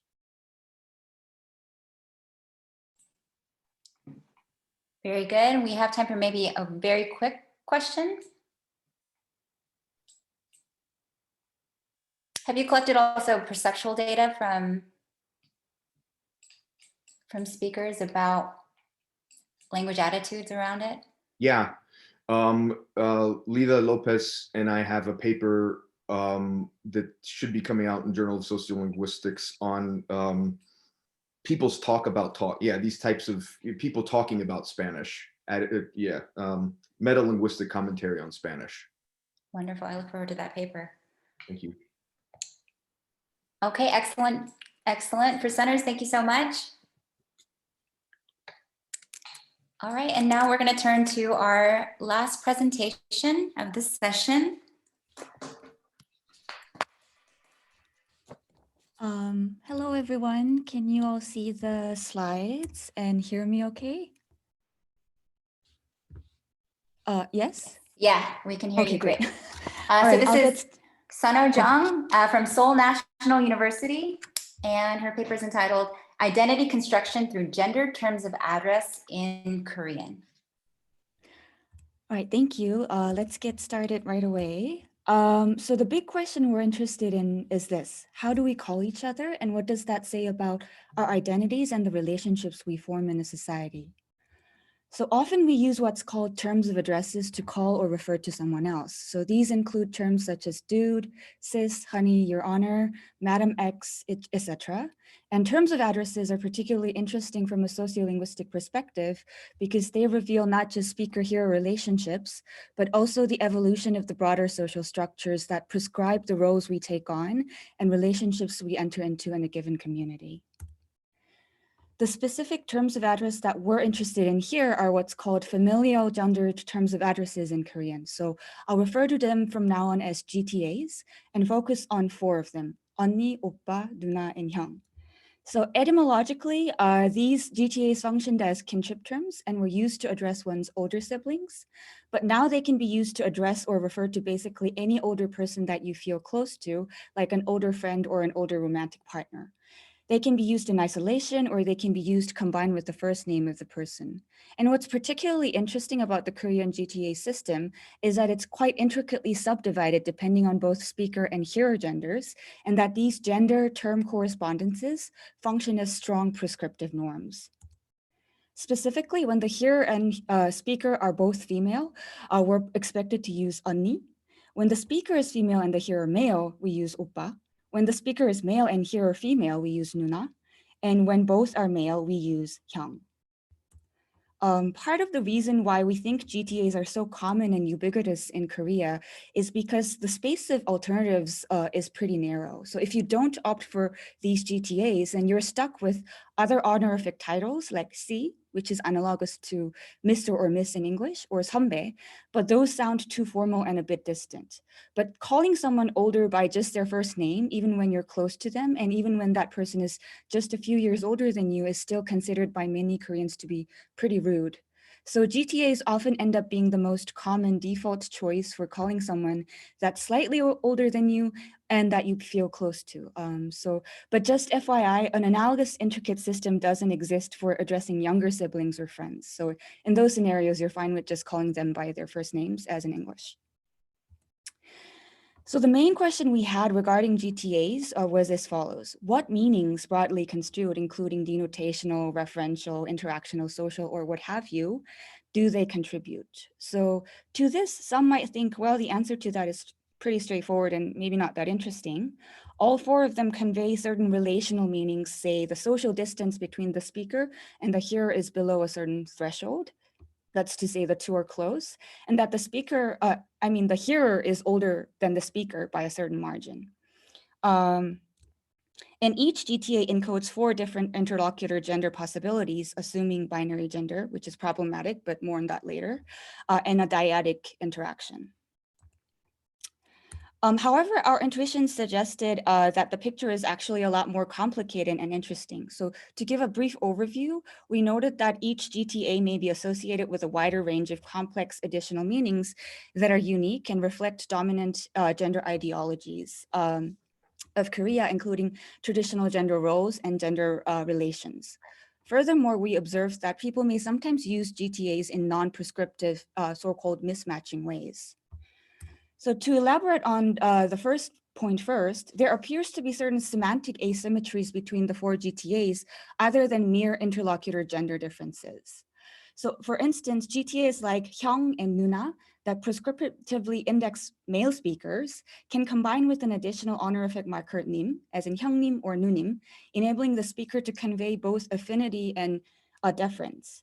But analogous options do not exist for prescriptively female speaker indexing GTAs like 언니 and 오빠, perhaps reflecting the assumption that the dynamics of close relationships with older people is construed to be a bit different for female speakers.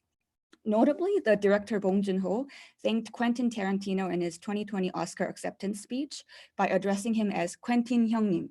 So this amused a lot of Koreans because Bong's use of 형님 here felt like he was transposing a uniquely Korean kind of brotherhood relationship, which is simultaneously extremely affectionate but also very deferential, to a kind of foreign non-Korean relationship. Not just deference, but also derogation appears to sort of be encoded depending on the GTA.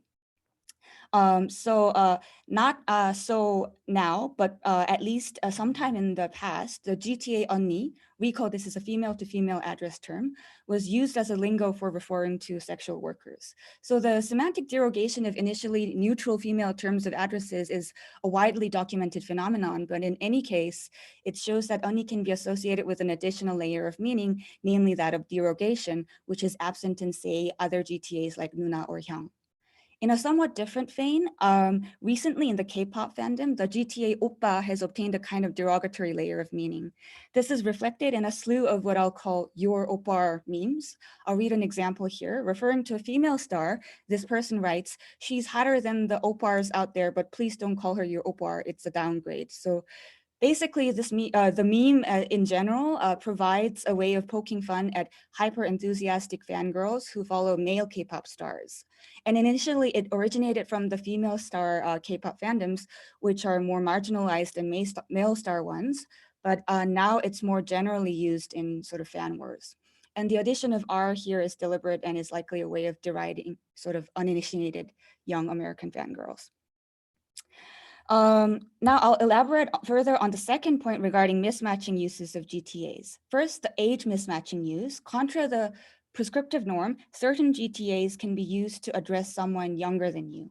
This is often done to complement the charisma of the hearer and or express quasi-romantic feelings towards them. For instance, people often say, "I'm older than you, but since you're cooler or handsomer than me, you're 언니 to me or you're oppa to me."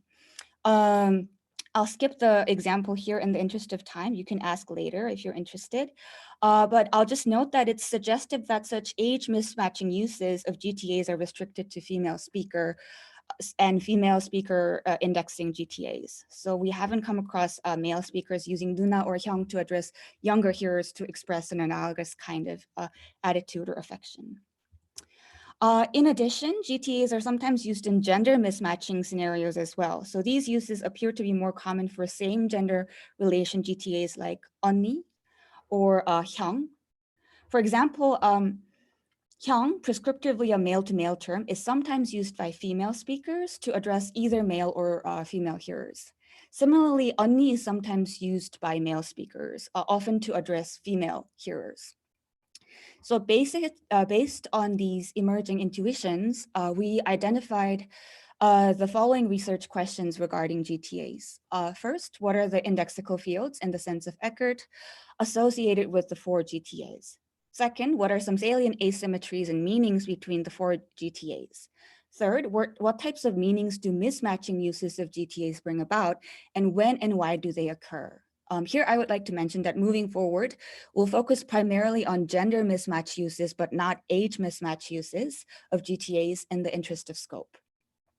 Finally, how are GTA uses influenced by dominant gender ideologies?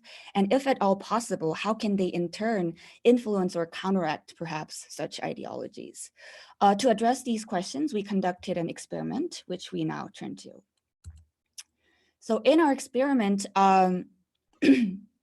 participants were given minimal dialogue scenarios where only the genders of the interlocutors and the choice of a GTA was present. For the present experiment, we restricted ourselves to 4 types of gender combinations shown here. Upon seeing each of the scenario paired with a GTA, participants answered a range of questions. The general design of the experiment was inspired by Kiesling's work on Dude, as well as a range of match-guised experiments. The participants in our experiment were 30 native speakers of Korean. All of them self-identified as cis female or cis male, and most of them were in their 20s. So in the experiment, a total of 5 terms of addresses were tested. The 4 GTAs in question, as well as 1 non-GTA alternative, name plus C, which is roughly analogous to Mr. or Miss, somebody. Since we're interested in not only prescriptive, so-called matching uses, but also mismatching, gender mismatching uses, the 4 gender scenarios were fully crossed with 4 GTAs, resulting in 16 types of GTA uses summarized here in the table. So for each GTA, we could in theory have a speaker mismatch scenario, a hearer mismatch scenario, both mismatch scenario. And in practice, probably only a subset of these uses are common, mismatch uses, but we decided to test them all. Each participant saw 4 target trials such that they saw each of the 4 GTAs exactly once, and each of the 4 match or mismatch scenarios exactly once, the pairings between the GTAs and match types being randomized. They also saw 1 baseline trial involving C, paired randomly with one of the 4 gender scenarios we saw earlier. In each trial, after seeing a particular GTA use, like the one exemplified here, participants answered a series of questions. The first set of questions inquired about the likely characteristics of the speaker. Specifically, participants rated how well descriptions like 털털, which roughly means chill, down to earth, 애교, which roughly means cute, extroversion, politeness, femininity, etc., would fit the speaker portrayed in the dialogue. So these traits were picked based on informal interviews and our own intuitions about the salient semantic effects of the GTAs. The second set of questions probed the likely relationship between the speaker and the hearer. Specifically, participants rated how likely it is that the interlocutors are siblings, romantic partners, close friends, work friends, acquaintances, or strangers. They also answered some stance-related questions, such as how close does the speaker feel towards the hearer? The third and final set of questions involved open-ended ones, focusing more on participants' personal experiences and impressions. Specifically, participants rated how often they have personally encountered GTA uses like the one portrayed in the picture. And after that, they were invited to elaborate on the specific scenarios in which they have encountered such uses, and were also invited to leave any additional comments that they might think is relevant. So let's now turn to the key results. We'll actually begin with the results for one of the last questions asked in a given scenario, namely the one involving participants' personal experience with GTA uses. In the graph here, each panel represents the 4 gender types, 4 gender mismatch or match types. The colors and the x-axis represent the 4 GTAs, 언니, 오빠, 누나, and Jeong. As you can see, in the case of prescription conforming matching uses, participants appear to have quite frequently encountered all 4 types of GTAs. Oppa, the female to male one, is perhaps slightly less frequently encountered than the others, but not by much. By contrast, though, it appears that at least for this participant pool, they generally haven't had that much of a direct personal experiences with mismatching uses of GTAs.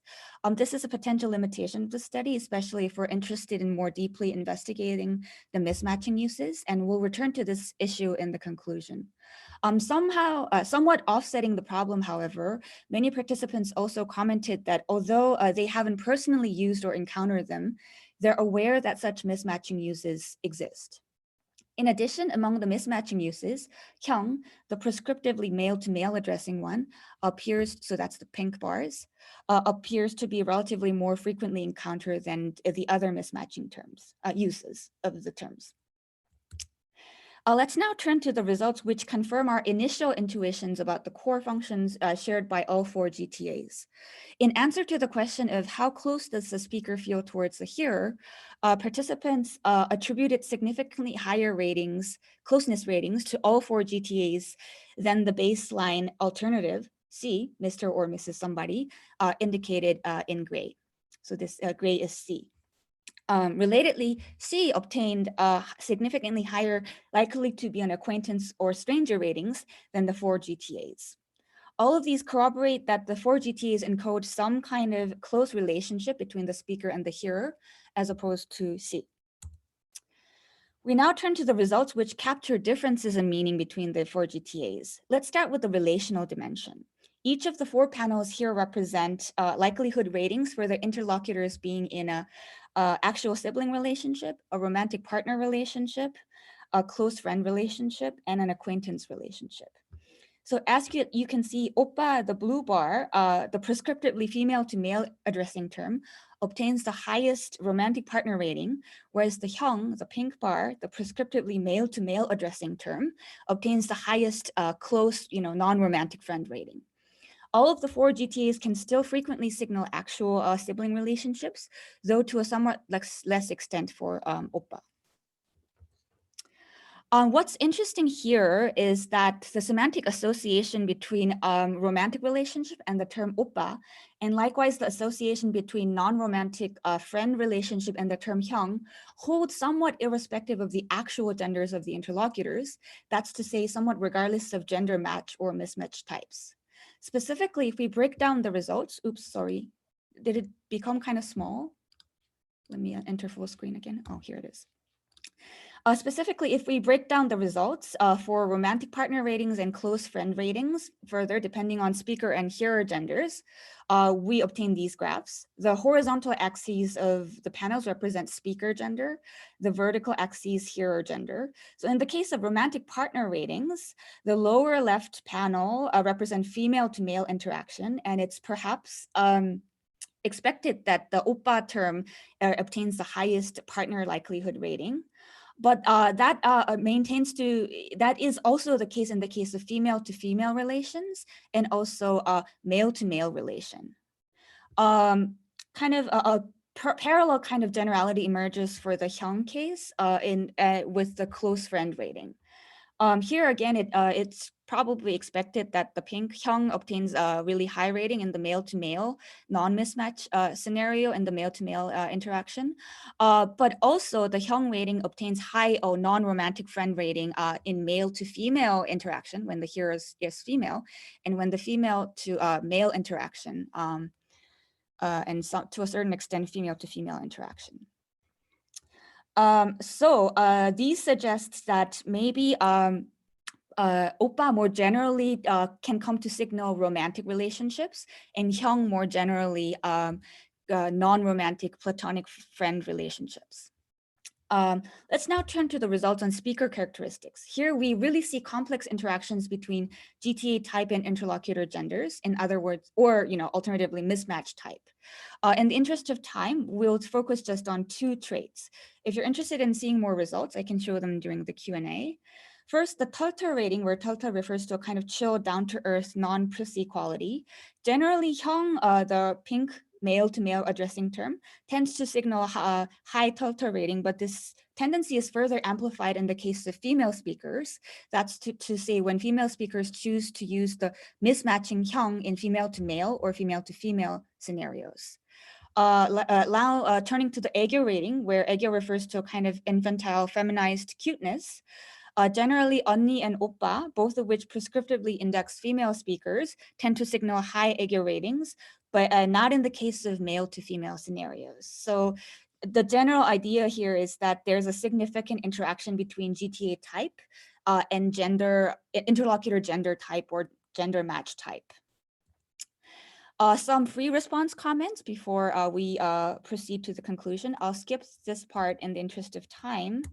And focus primarily on participants' free responses to the gender mismatching uses of GTAs.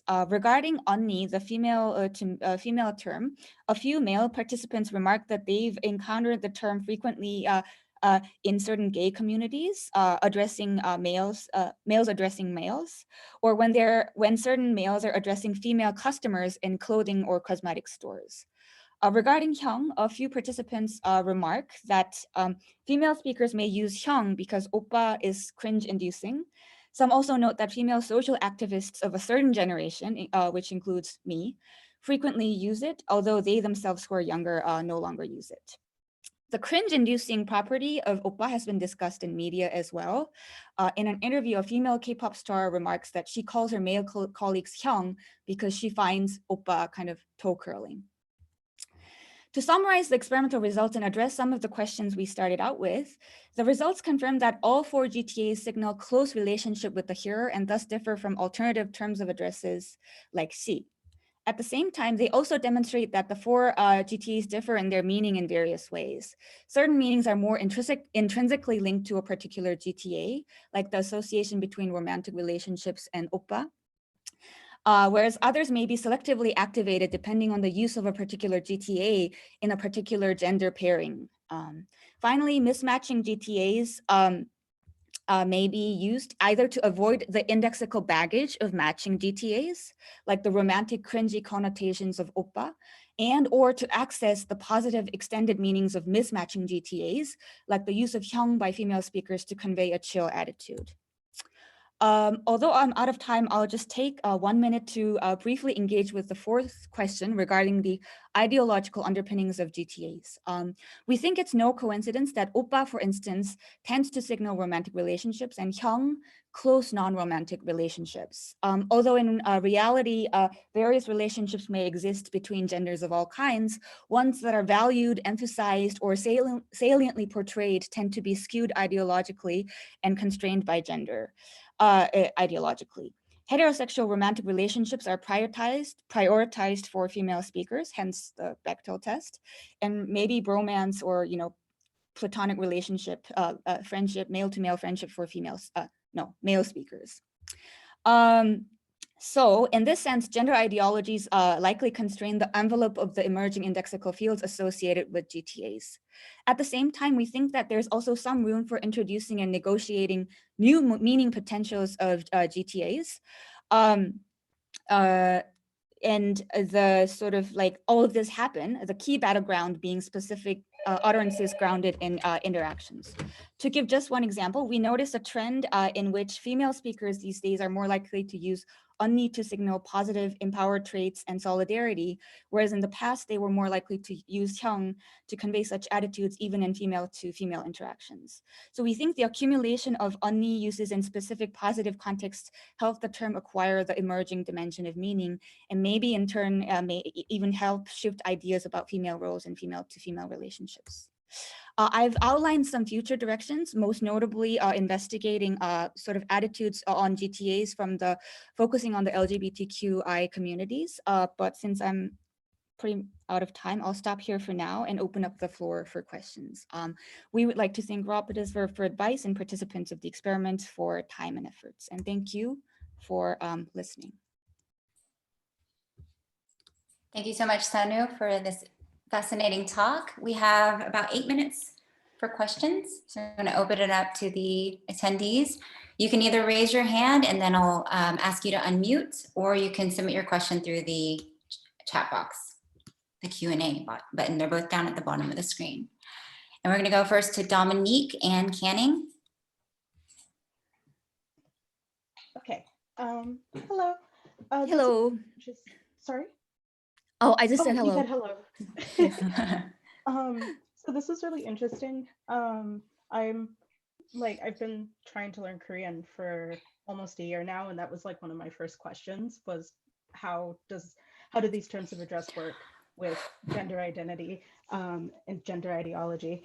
And I guess my question is about the queer people.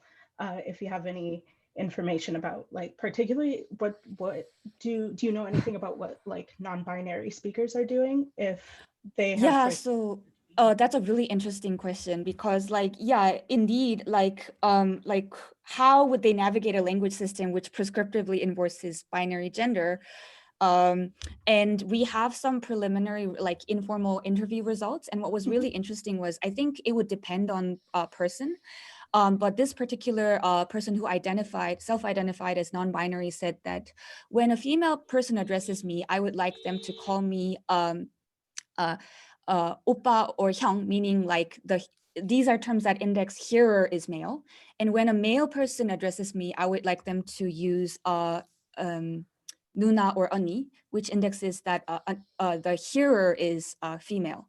So I think what this person is trying to do is like they're trying to sort of use sort of like the access the extended meaning where like, you know, like the hearer is male from the female speaker, they're using it as extended to like the hearer is of a different gender from me, the speaker with the, you know, binary gender. And, you know, but, you know, in different ways for male and female speakers. So that was really interesting. And I, although I said I'll focus on this community, I think depending on the community, the reactions and attitudes towards these GTAs would be very different. So trans community would be different from like non-binary, and like the so more innovative use of like the positive like use of like solidarity indexing on the use, I think has been sort of started out, I think, by the certain a subset of gay communities. That's what I hear. So that's also another sort of angle that I'm excited to look into. Very cool. Thank you. Yeah, thanks for the question. Very nice. We'll next go to a Q&A question from Joanna Garza. Can you say more about the oppa memes? Do these originate in global K-pop fandoms, or are these local to the Korean context? Oh, for sure. I think they originated in the international K-pop fandom because it would have been, so like the R adding part is less of like a xenophobia and more of like the, you know, the other international fans who consider themselves to be more seasoned sort of, you know, I mean, that's my conjecture. I would have to dig deeper, but to the best of my knowledge, I think it originated from the international fandom in the first place. But what I know for more certain is that they tended to be used primarily in the, you know, female star fandom, because which are primarily sort of, you know, queer or lesbian fandoms, and then, you know, because they're sort of treated kind of as like a minority even within the international fandom, they're sort of, you know, poking fun at like the cringiness of the oppa, and so so this kind of derogation has, I think, like a very different nature and layer to like other usual kind of derogation. It's more complex. Yeah. Very interesting. Okay, next we're going to go to Janie Lee. Did you find any generational differences in participants' usage attitudes towards Jeong specifically? I ideologically associate with an older generation or the Undongkwon generation from Massachusetts. I also noticed that you asked about it in the survey. Yeah, definitely. So I did ask that, and the part of the other limitation is that like most of the people tested were in their 20s. My co-author used snowball sampling to collect participants. A few were in their 50s, and although we haven't checked closely, they tend to be much more familiar. But it's interesting that even the younger generations, they were like, oh, like I heard that older generations in campus used to use Jeong all the time between female speakers, and they would generally be like, you know, like social activists, like, or undongkwon, and so they do know that, but they're like, we don't use that anymore, even if you are somewhat of a undongkwon. And I think maybe not necessarily, part of the reason is like, you know, 언니 can take on like a more, you know, strong positive term right now than before, whereas like before, if you're one of the few scant female social activists, you likely want to assert, you know, like I can be in demonstrations, I like, yeah, I'm very tough kind of attitude. But that's a conjecture. But definitely, I think there would be generational differences. But to see that more clearly, I would have to include a lot more, I think, older generation participants. Just a little follow-up on that. Did you mention that you also are yourself a user of the Jeong? Not often, but I've used it a few times. And when I said I myself am part of it, I mean like the generation, because they said 공 X 학번, which means up until the year class of like 2000. Like 10 or 15-ish, and I was like, oh yeah, that's me. Yeah, but like now we don't, like our class of like 20 whatever 22, like we don't use it. Yeah. Very good. We're going to go next to Sang-hee Kim. Yeah.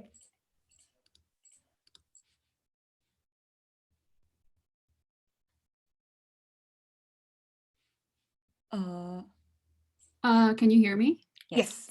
Oh, cool. Thank you for the wonderful talk. I had a kind of a clarification question on your results. I think it's slide 20. Oh, no, I was going backwards, sorry. Yeah, go ahead. Yeah, so, there was a result where, so between romantic partners, like the term opa was rated highest even in FF and MN relations. Yeah. I found this result pretty interesting, and I wonder how you would kind of account for why this is happening, because like when we think about the general use of opa, like the conventional use of opa, it's between like FM relation, right? But I just wanted to kind of understand why like FF or MM relations would also rate this term high. And related to that, I was wondering if you had a kind of a like side questionnaire asking participants' gender identity in this experiment. Yeah, that's a great question. A disclaimer, we didn't collect gender, sexual orientation in this survey. We collected gender identities, and all of them were cis and identified as like one of the binary genders. But our impression is that they were skewed probably towards heterosexuals. And so these may not necessarily reflect the actual practice of lesbian and gay communities.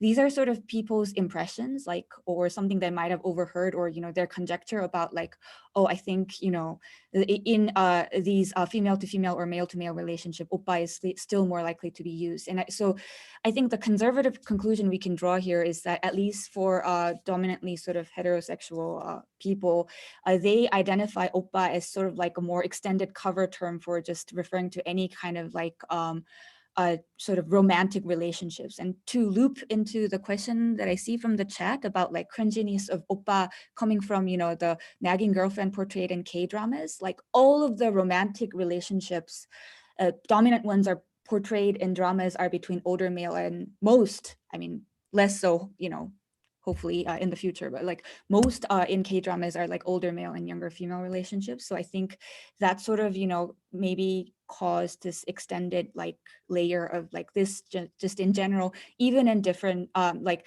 even in same gender relationships, people would more generally use oppa as a kind of referring to a romantic partner term. Whereas like in the case of heterosexual male to female relationship, they're used to it and they have, they just attribute the matching nuna. But yeah, so that would be like my conjecture at this point. But I should really check if the same pattern persists if I ask specifically the lesbian and gay communities. Yeah. I see. Thank you. This is really interesting. Thank you for the question. Sunwoo, and yeah, I want to talk to you more as well in the virtual hallway after this, but I'm being told we have to wrap up because there is another session after this. We've got 87 attendees in here right now. That's amazing. Wish we could see all your beautiful faces. But thank you so much to all the presenters in this session. And we got to wrap up now, but hopefully see you in the virtual late coffee break or virtual hallway here. Cool. Thank you.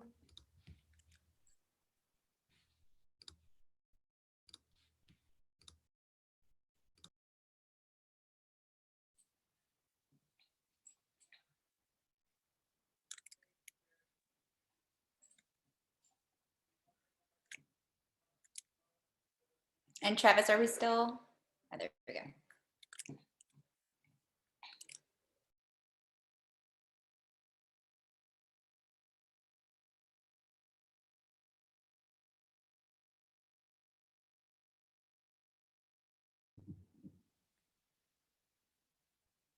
Travis, are we ready to switch? You haven't made me co-host yet.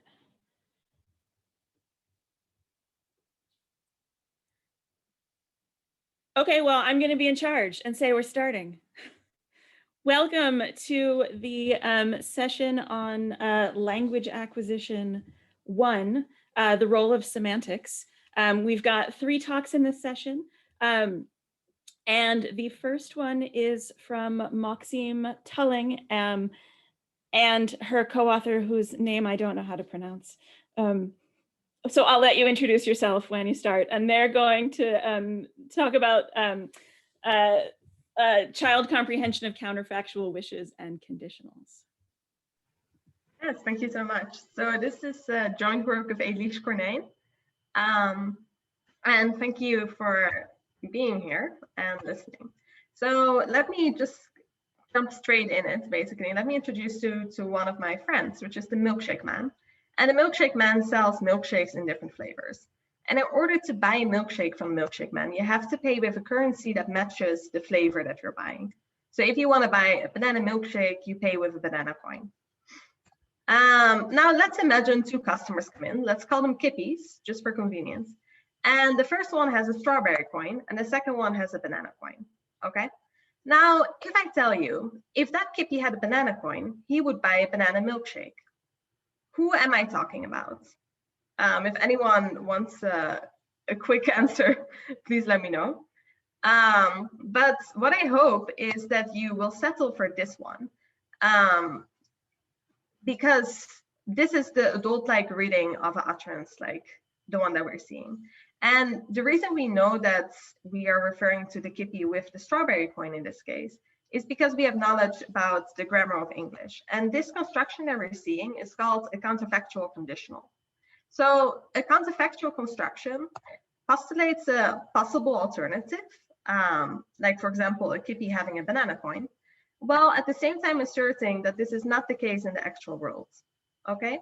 And counterfactuality is not only restricted to constructions like these conditionals, but we also find them in other type of constructions like wishes, for example. So also if you say, I wish that Kippy had a banana coin, you are asserting that right now he doesn't have one. And this is why they're called counterfactuals, because they're quite literally counter to fact. In order to reason in a counterfactual way or to represent something counterfactually, you have to go through multiple mental stages. So first of all, it involves holding in mind multiple possibilities, but also it requires you to consider a false possibility temporarily true. So you have to inhibit something you know about the actual world, basically, in order to do this. And because of this combination of these factors, it is thought that it's cognitively complex for children to understand counterfactuals, and that this may contribute to a relative late understanding of these constructions. So if we go a little bit more into this, what I mean by a relatively late understanding is that we've known for a while now that there's something interesting happening with 3-year-olds. So while 3-year-olds are able to understand utterances like these, like hypothetical conditionals, so if I draw on this piece of paper, which box will it go into? They will know that the paper that is not yet being drawn on is supposed to go inside the box that has the drawn pieces of paper if it's going to contain a drawing, okay? However, if they get a similar construction, like a similar conditional structure, but now a counterfactual one, and a paper was just put inside the clean paper box, and the child has to say, if I had drawn on this piece of paper, which box would it be in? Children of this age show something which is not quite adult-like. And what they do is they make realist errors. So what they actually indicate, or what seems to be happening, is that they're unable to inhibit their knowledge about the actual state of affairs.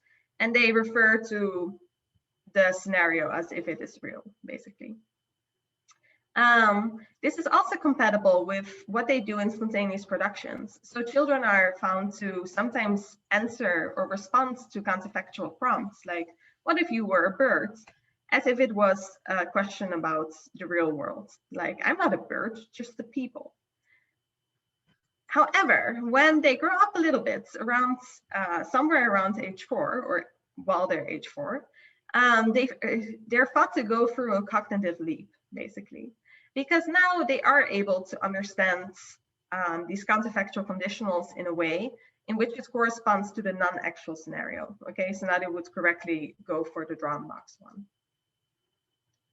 This cognitive complexity has been like a big drive of the literature looking at counterfactual acquisition, the acquisition of counterfactual constructions and reasoning. But counterfactual constructions are also linguistically complex. And this is something that is not always as carefully considered. So if we go back to the conditional structures or the counterfactual structures that we just saw, you will notice that they contain a past tense marking. And the interesting thing about this past tense marking in these counterfactual constructions is that it's considered to be fake. And what do we mean by fake? What we mean is that there is a past tense marking, while the temporal orientation of the utterance is actually the present.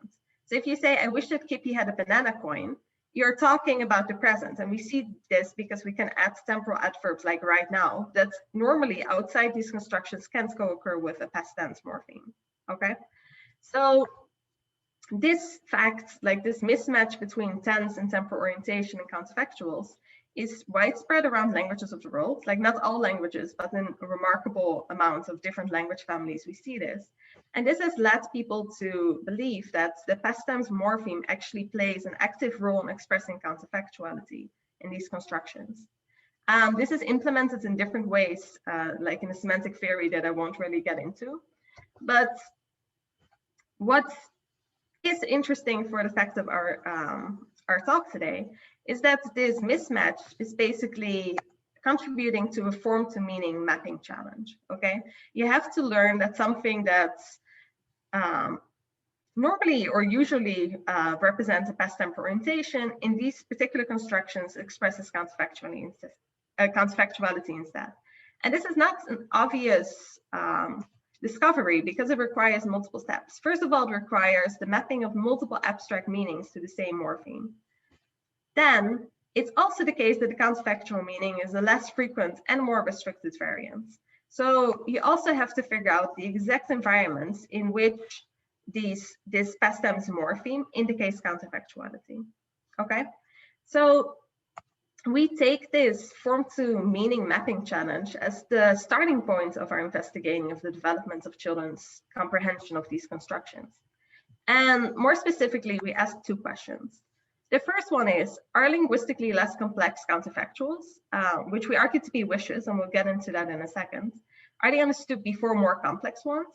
And the second question, do children ever misinterpret the fake past tense morpheme in these constructions to have a real past tense, like past temporal orientation, okay? So do they ever think the fake past tense is real, basically? If we go a little bit more into this first question, we believe that counterfactual conditionals are acquired later than wishes. And there are multiple reasons why we think this is the case, but the most important one is because we think it's linguistically more complex. For the following reasons. First of all, wishes are dedicated counterfactual markers in the sense that if they embed a proposition, this proposition always has to be counterfactual. And we actually see this nicely in one because the wish construction doesn't occur even with a present tense marking. It always has to have at least one past morpheme in it because this is what expresses the counterfactuality here. In the second example, we see that this is not the case for counterfactual conditionals. So in conditional construction can also occur with a past tense marking. It's only later on in the sentence when you see will or would that you can disambiguate between a past conditional, which is a real past, and a present counterfactual, which contains the fake past. This fact, like this, these different possibilities in the conditional constructions also causes other problem or potential problem. That's for the online processing of counterfactual constructions. So if you read, if he had time to bake cookies, it could at this point still both be a past conditional and a present counterfactual.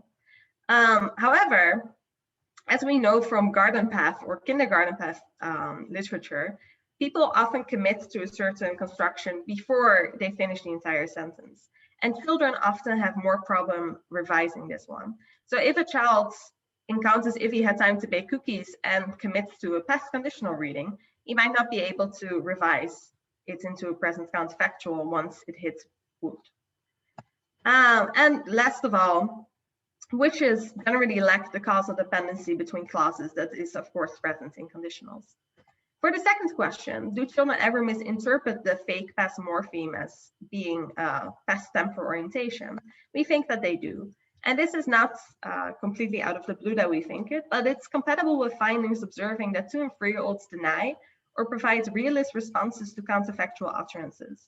So for example, an adult who says, "What if you were a little girl?" A 3-year-old has answered, "Well, now I'm a big one." Or, "What if you ate 3 boxes of strawberries?" "I did, I ate them already," which seems to suggest that possibly they entertain the question as containing a real past tense meaning. And this would also be compatible with if they have 2 options, one of them which is counterfactual, one of them is actual. They go for the actual one because it's closer to the reading they have of the situation. So we conducted an experiment, or we are actually still in the running for the child version, with 30 adults via MTurk. And right now we have 16 4- and 5-year-olds. This experiment has been a little bit of a saga. We started out in the lab with a slightly longer version, 18 trials. Then we switched to the museum, but before we could really get into that, pandemics happened and we switched to the online version.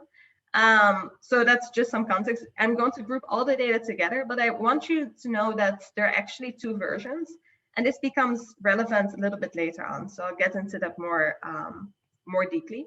But the 2 versions are minimally different, and the main manipulation of the counterfactual stays the same. So that's why I will group them together. But this is already like a forewarning.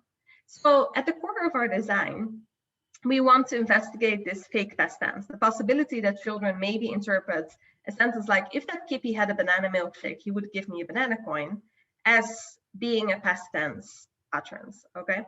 So what we did is we extended the paradigm between the actual and counterfactual possibility to also contain a past one. So if we look at the possible child interpretations of this utterance, we have one that could correspond to actuality bias.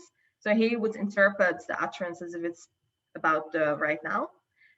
One that would be compatible with a past one. So if that Kippy had a banana milkshake in the past, he would give me a banana coin, or one that is adult-like counterfactual reading. So for our stimuli, we had counterfactual utterances, and crucially, to answer the other question, like whether there's a difference between conditionals and wishes, because prior literature hasn't really considered wishes at all, we included this as a manipulation. So you see that we try to match the wishes and the conditionals as much as possible in length and also in the clausal dependency. And what we expect to be the case for an adult, at least, is that if you encounter one of these utterances, you will choose the counterfactual option, which is the one that doesn't have a banana milkshake, right? We also added 2 other conditions. One of them is a past, so we gave past utterances, and one of them is an actual condition where we have actual utterances. We included these because we want to make sure that these readings are possible in this design and that they would correspond to the responses that we expect, okay? So for the past utterances, we expect the past reference and the actual reference. And we try to mimic the structure. So we have the main and the embedded conditions in both of them. This is just to account for the difference we also have in the counterfactual condition. And last, we added controls to make sure that people are paying attention and understanding the test correctly. Now, here you can see one trial. So I hope it's gonna play. Look, some kitties already chose a milkshake. Let's see what happens next. The first kippy also wants a milkshake. He picked a banana milkshake. Look, he had a banana milkshake. The second kippy already chose a milkshake. He's really happy with his chocolate milkshake. The third kippy is already drinking his milkshake. Oh, he finished. He had a banana milkshake. Every kippy picked a milkshake, so it's time to pay. Let's see what the milkshake man says. If that kippy had a banana milkshake, he would give me a banana coin. The milkshake man said, if that kippy had a banana milkshake, he would give me a banana coin. Who's the milkshake man talking about? Can you touch that kippy? Okay. Wait, that one. This one. Little hat. Okay. The one that finished. The one that finished his one is the milkshake man is talking about. I see. Okay, let's go to the next one. Can you press the orange button? Sticker time. Okay, let's do this again. Now? Lion. The lion? Do you mean the tiger? Yeah.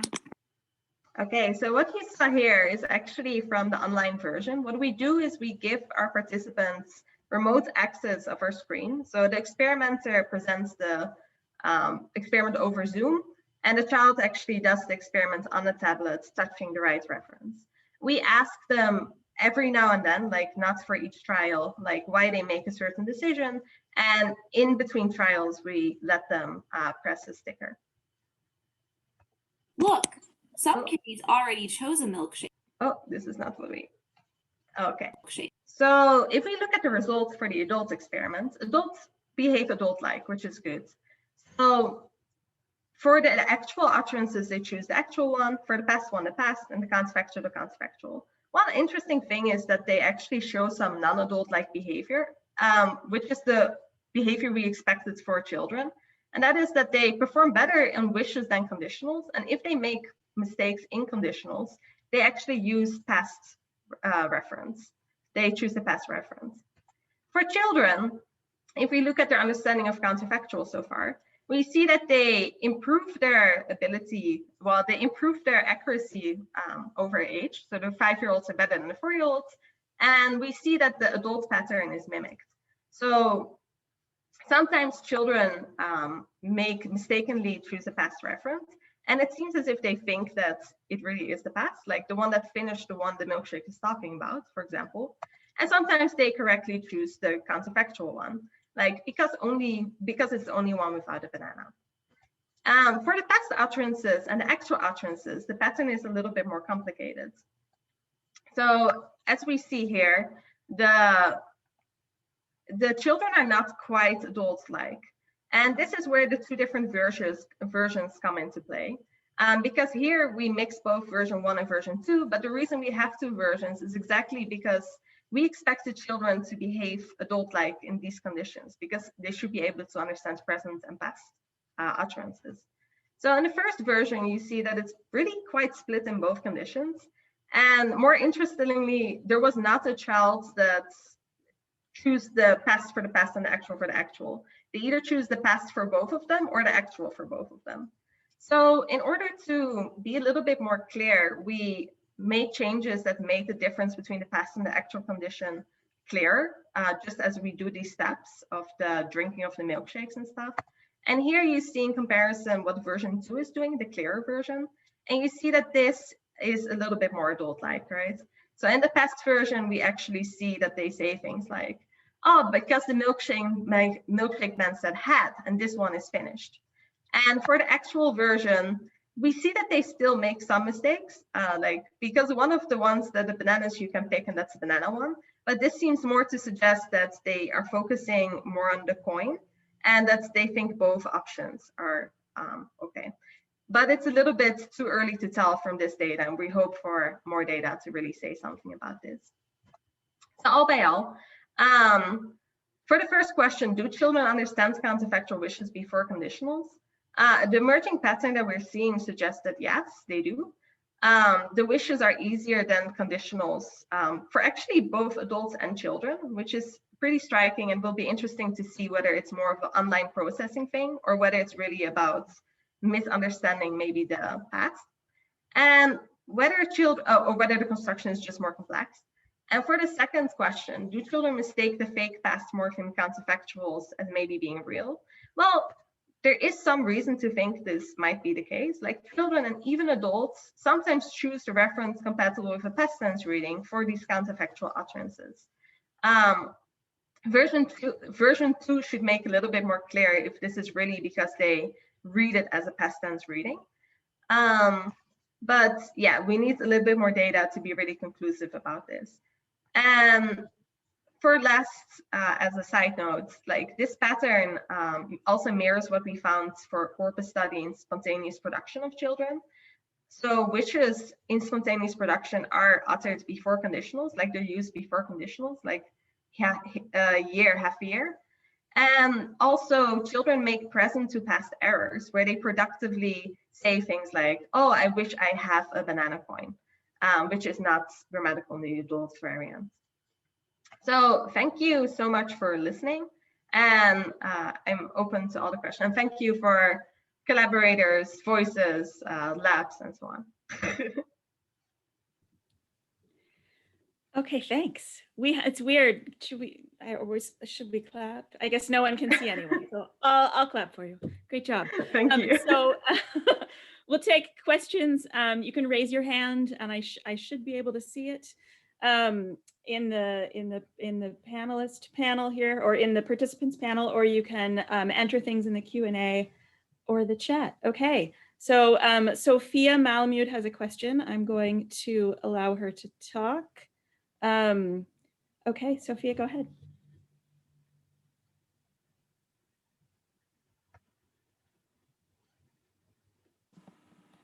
Hi, can you hear me now? Yes. Yes. Awesome.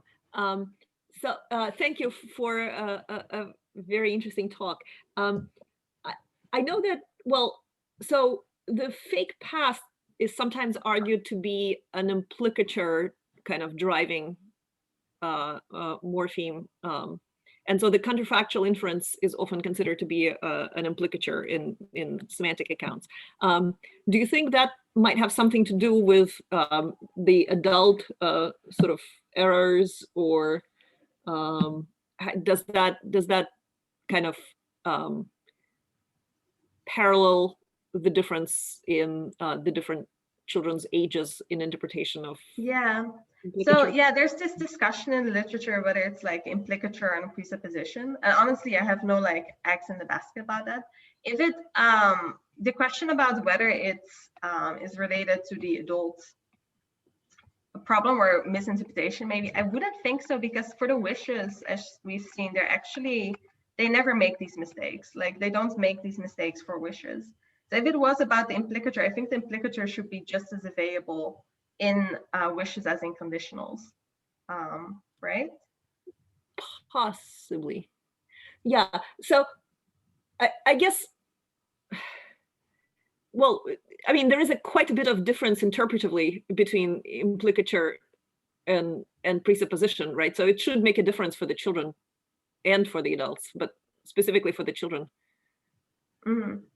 Yeah, no, it would be interesting. Like in a second experiment, we want to look at the past, like the past conditional actually, because now we looked at the present conditional because we really wanted to tune into like this fake past tense aspect.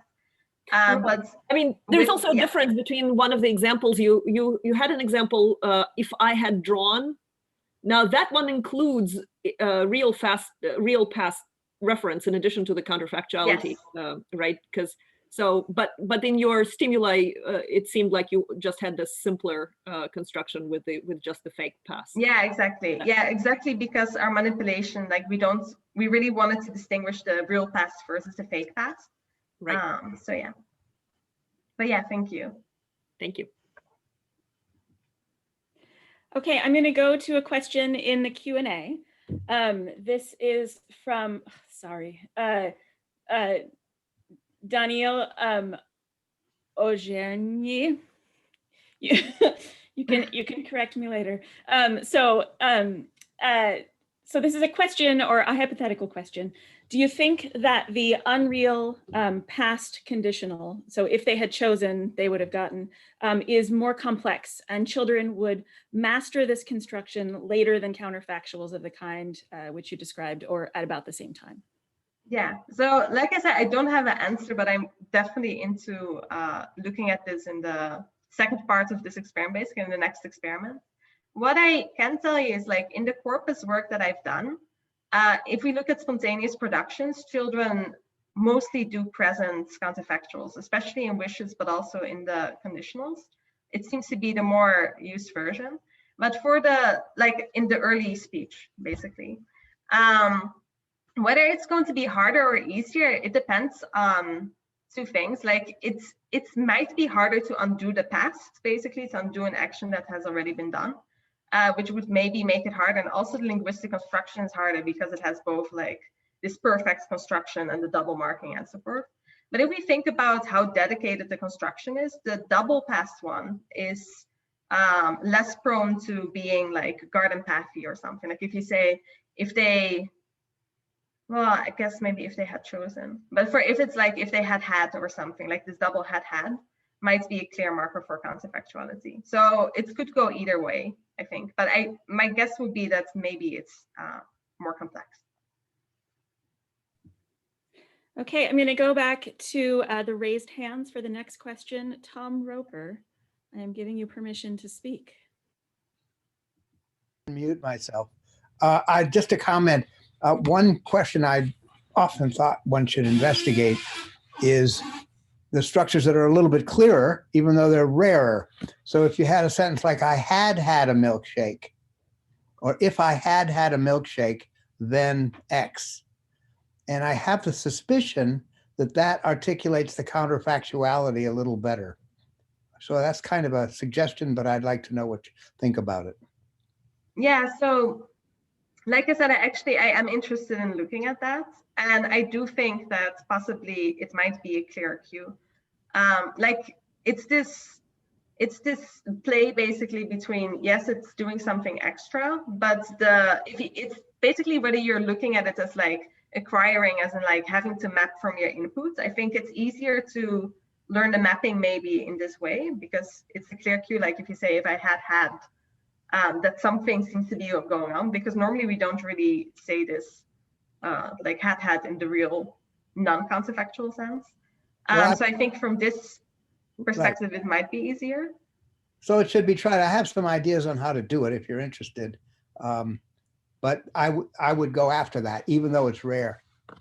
Yeah, no, it's definitely, it's on the schedule. So yeah, I would love to hear some ideas. Okay, the next question is coming from the Q&A again. This is from Misha Becker. She wonders if the wish expressions are acquired earlier, in part because they can be made simpler and involve only one proposition, whereas counterfactuals can't. So she says, I know you set up your wish expressions to have two propositions, but they don't have to be that way. So I wish I had a banana milkshake. The counterfactual needs both parts. If I had X, I would do Y.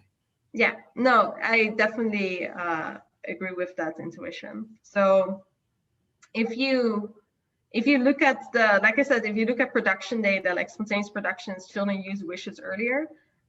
Like there are many factors in which it could be the case, right? What would be interesting is to look at a language in which, like, there's two reasons, like either it's because it's shorter or it's because it's dedicated. So what I want to do is also look at languages which sort of have the opposite pattern, which is not a dedicated wish, but a dedicated conditional. And here, if it's about dedicatedness, you expect the pattern to flip.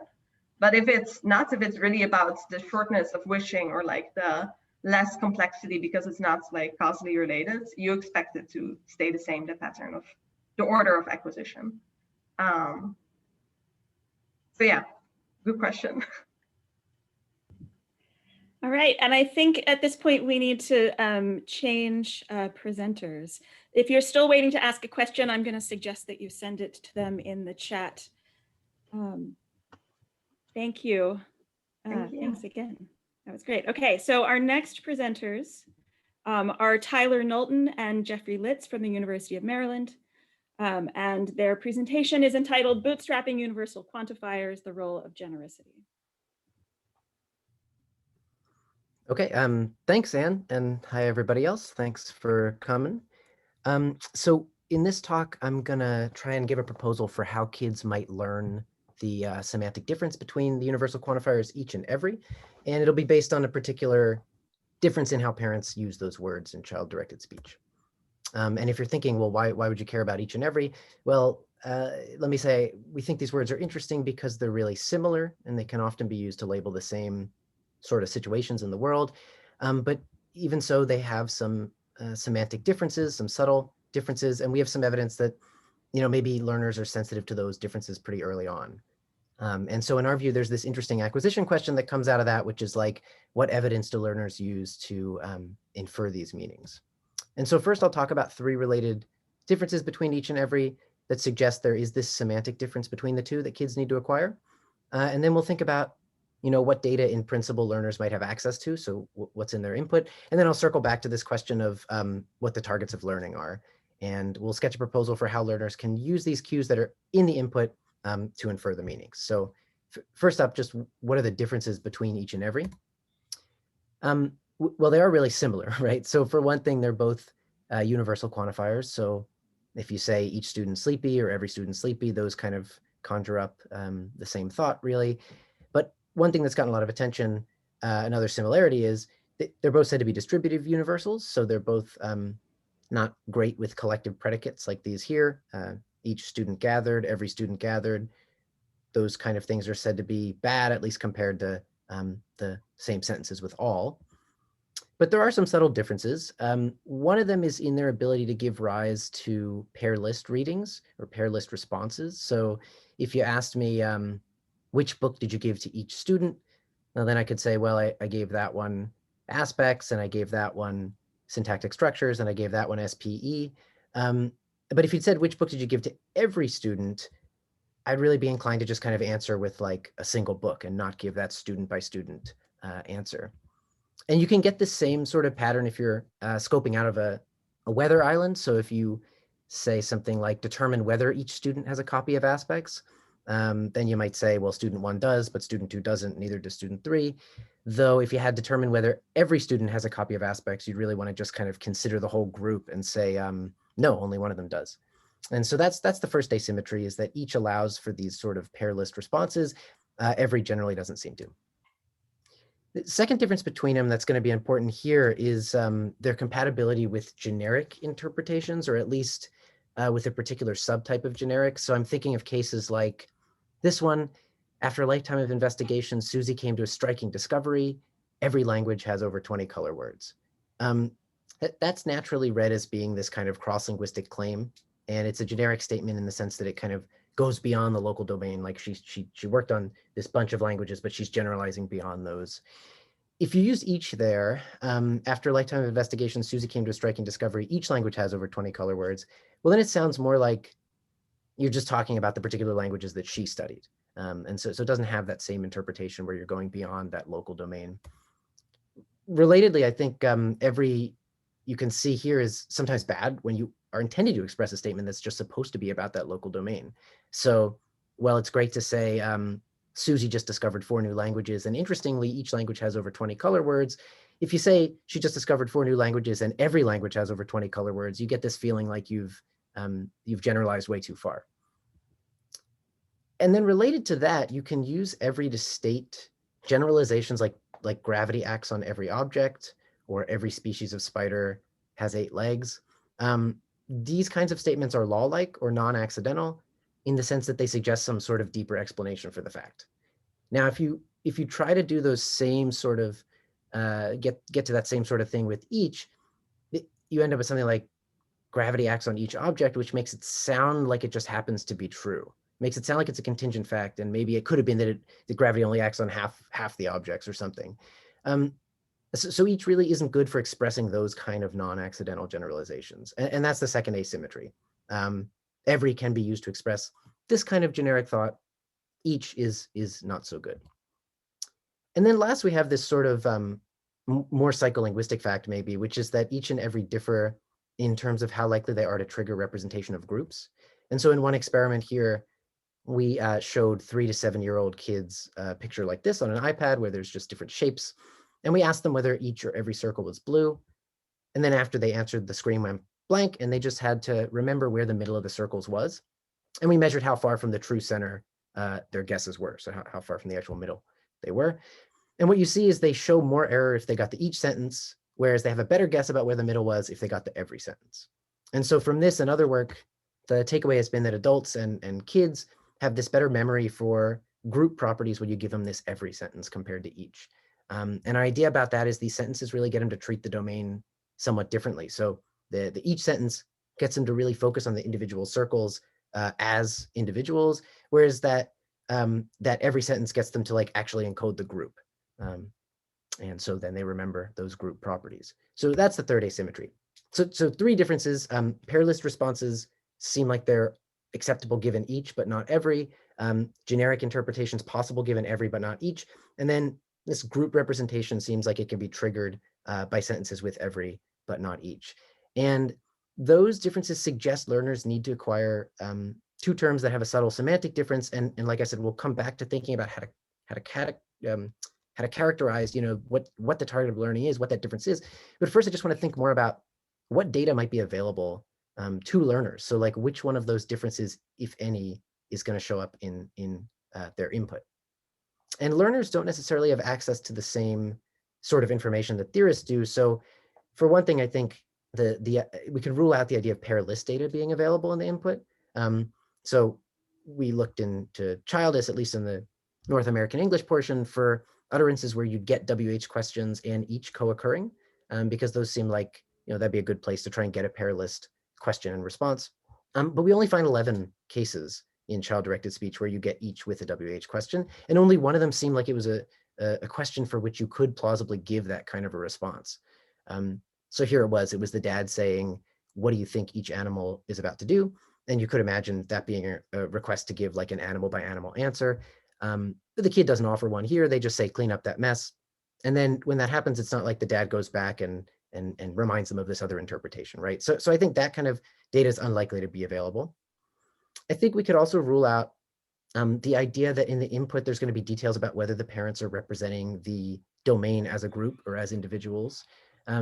So if the parents said, every circle is green and they're looking at a scene like this, by hypothesis, the idea is they're representing the circles as a group. So they've mentally extracted all these things like the center of mass and the number. It's not like the kid knows that. It's not like the kid has details about the parent's representation, unless they can read the parent's mind. So I think we can rule out that kind of information being in the input too. This genericity asymmetry, though, seems like it might be the sort of thing that's going to drive parents to use these two words in different ways, though. So they could use every when they want to make these broad, non-accidental generalizations, things like every time we have a tea party, you spill.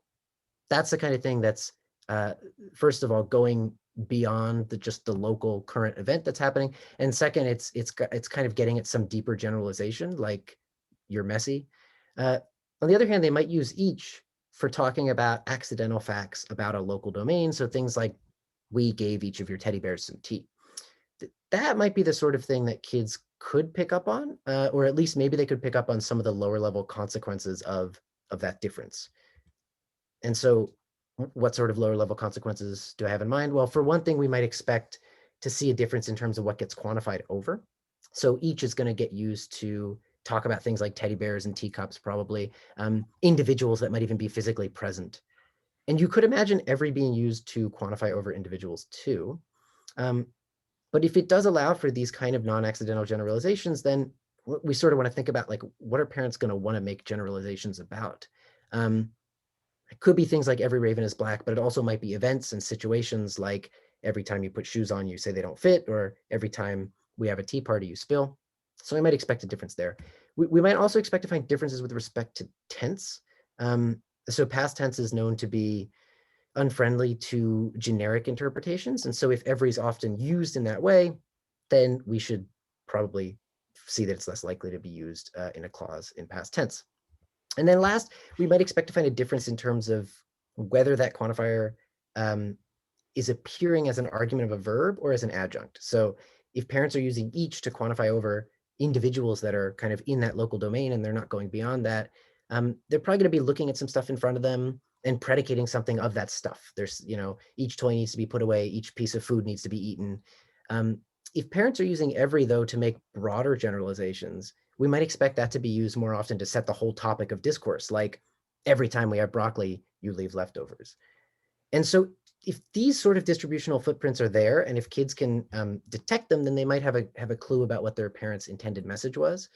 And that would be a pretty strong signal to the each every difference. And so now what I want to do is see if these differences are actually there in parent speech. And so we looked at the North American English portion of Childis, and we excluded the corpora that dealt with special populations or kids over 8. And so in total, that ended up being like 1.7 million utterances. And you don't see each and every all that often in these. You only see 538 eaches, 728 everys.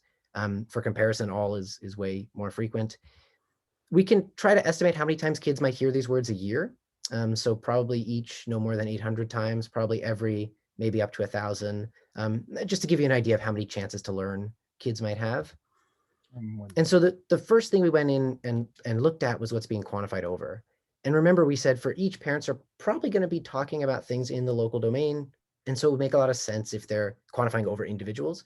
But for every, if they're trying to state these non-accidental generalizations, and if what they want to generalize over is events and situations, then we should find it more often being used to quantify over times. And that's what you see.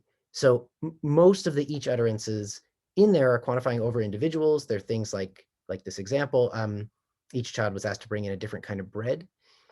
And for every, the vast majority of them are quantifying over times. So you find a lot of cases like every time I give you one, you throw it. And notice in that sort of example, it has the feel of this kind of non-accidental generalization where the parent's making a bigger claim about what's going on in all the situations where they give the kid a cookie. They're not just intending to highlight individual past cookie givings and remember them in detail. But in any case, there seems to be signal present here in terms of like what's being quantified over. And then related to that, we looked to see how often there was a relative clause modifying the QP. So since parents are quantifying over and generalizing over times so much with every, you might expect them to be more specific than just every day or every year. You might want to kind of restrict your domain. And it does seem like they're more likely to do that in the every case. You get about 20% of the utterances with a relative clause that's modifying the QP. So they're things like, you turn into a wild man every time we get out. And you still can generalize fine without that. I mean, you don't need the extra restrictions. So that there's a ton of things like your birthday's always at the same time every year. With each, though, it's really rare to find a relative clause. You get a few. So here was one of them. We'll put each finger, we'll put one finger on each thing we count, where it's, again, restricting the domain of quantification to the things that are counted instead of like all the things on the page in the book.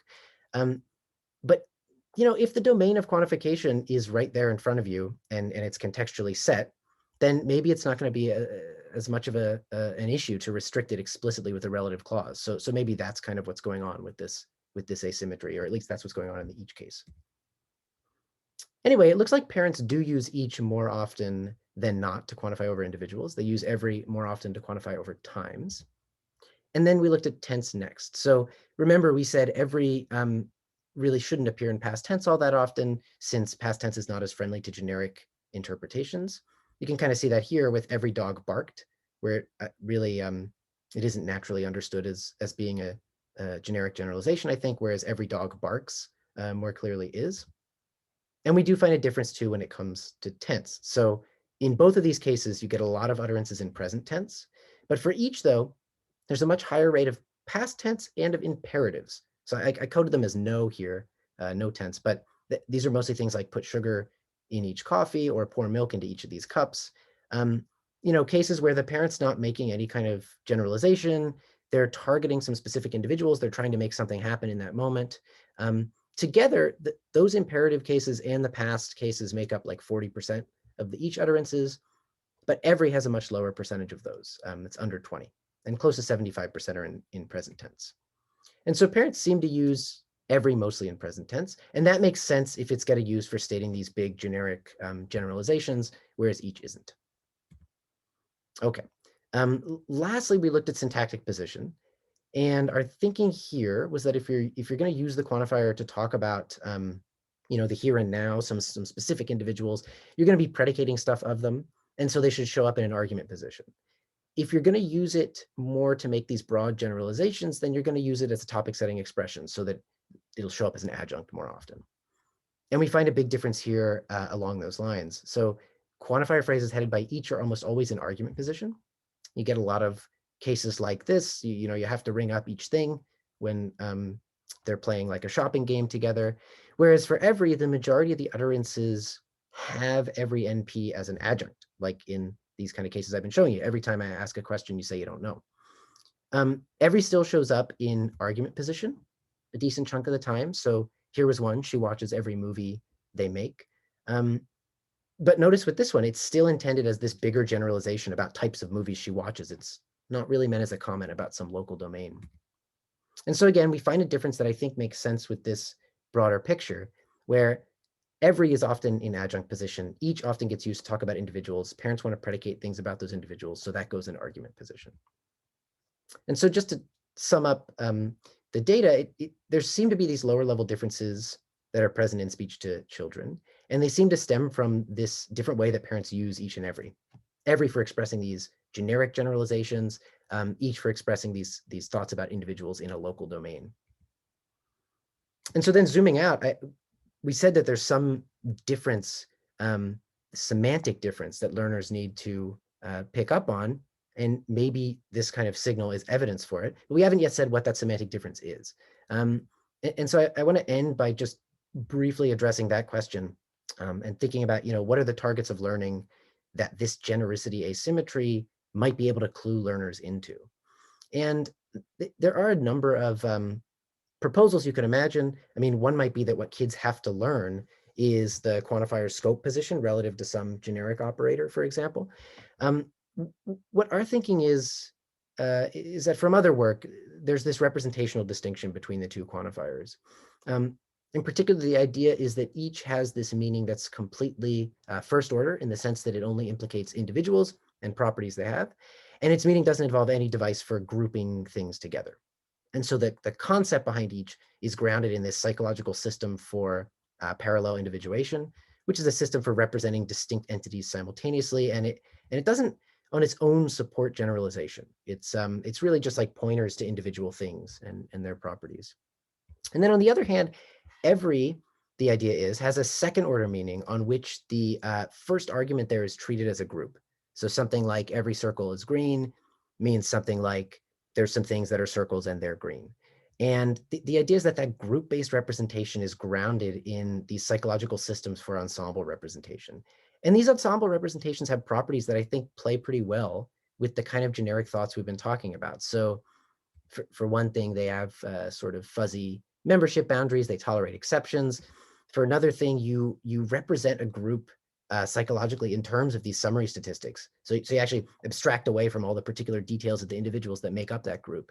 And those summary statistics seem like they're not unlike the sort of deeper explanations you're after when you're making a law-like generalization. So in other words, the idea is that group-based meaning for every hooks up with these ensemble representations. Those are friendly to generic thoughts, maybe even required for them. And if that's right, then the details of these representations can explain why each and every get used the way they do in speech. So let me try and sum it up and just sketch what the whole story looks like. We saw that each and every differ subtly in meaning, and learners have to pick up on that difference somehow. Fortunately for them, the different representations that their parents have lead them to use these quantifiers in different ways.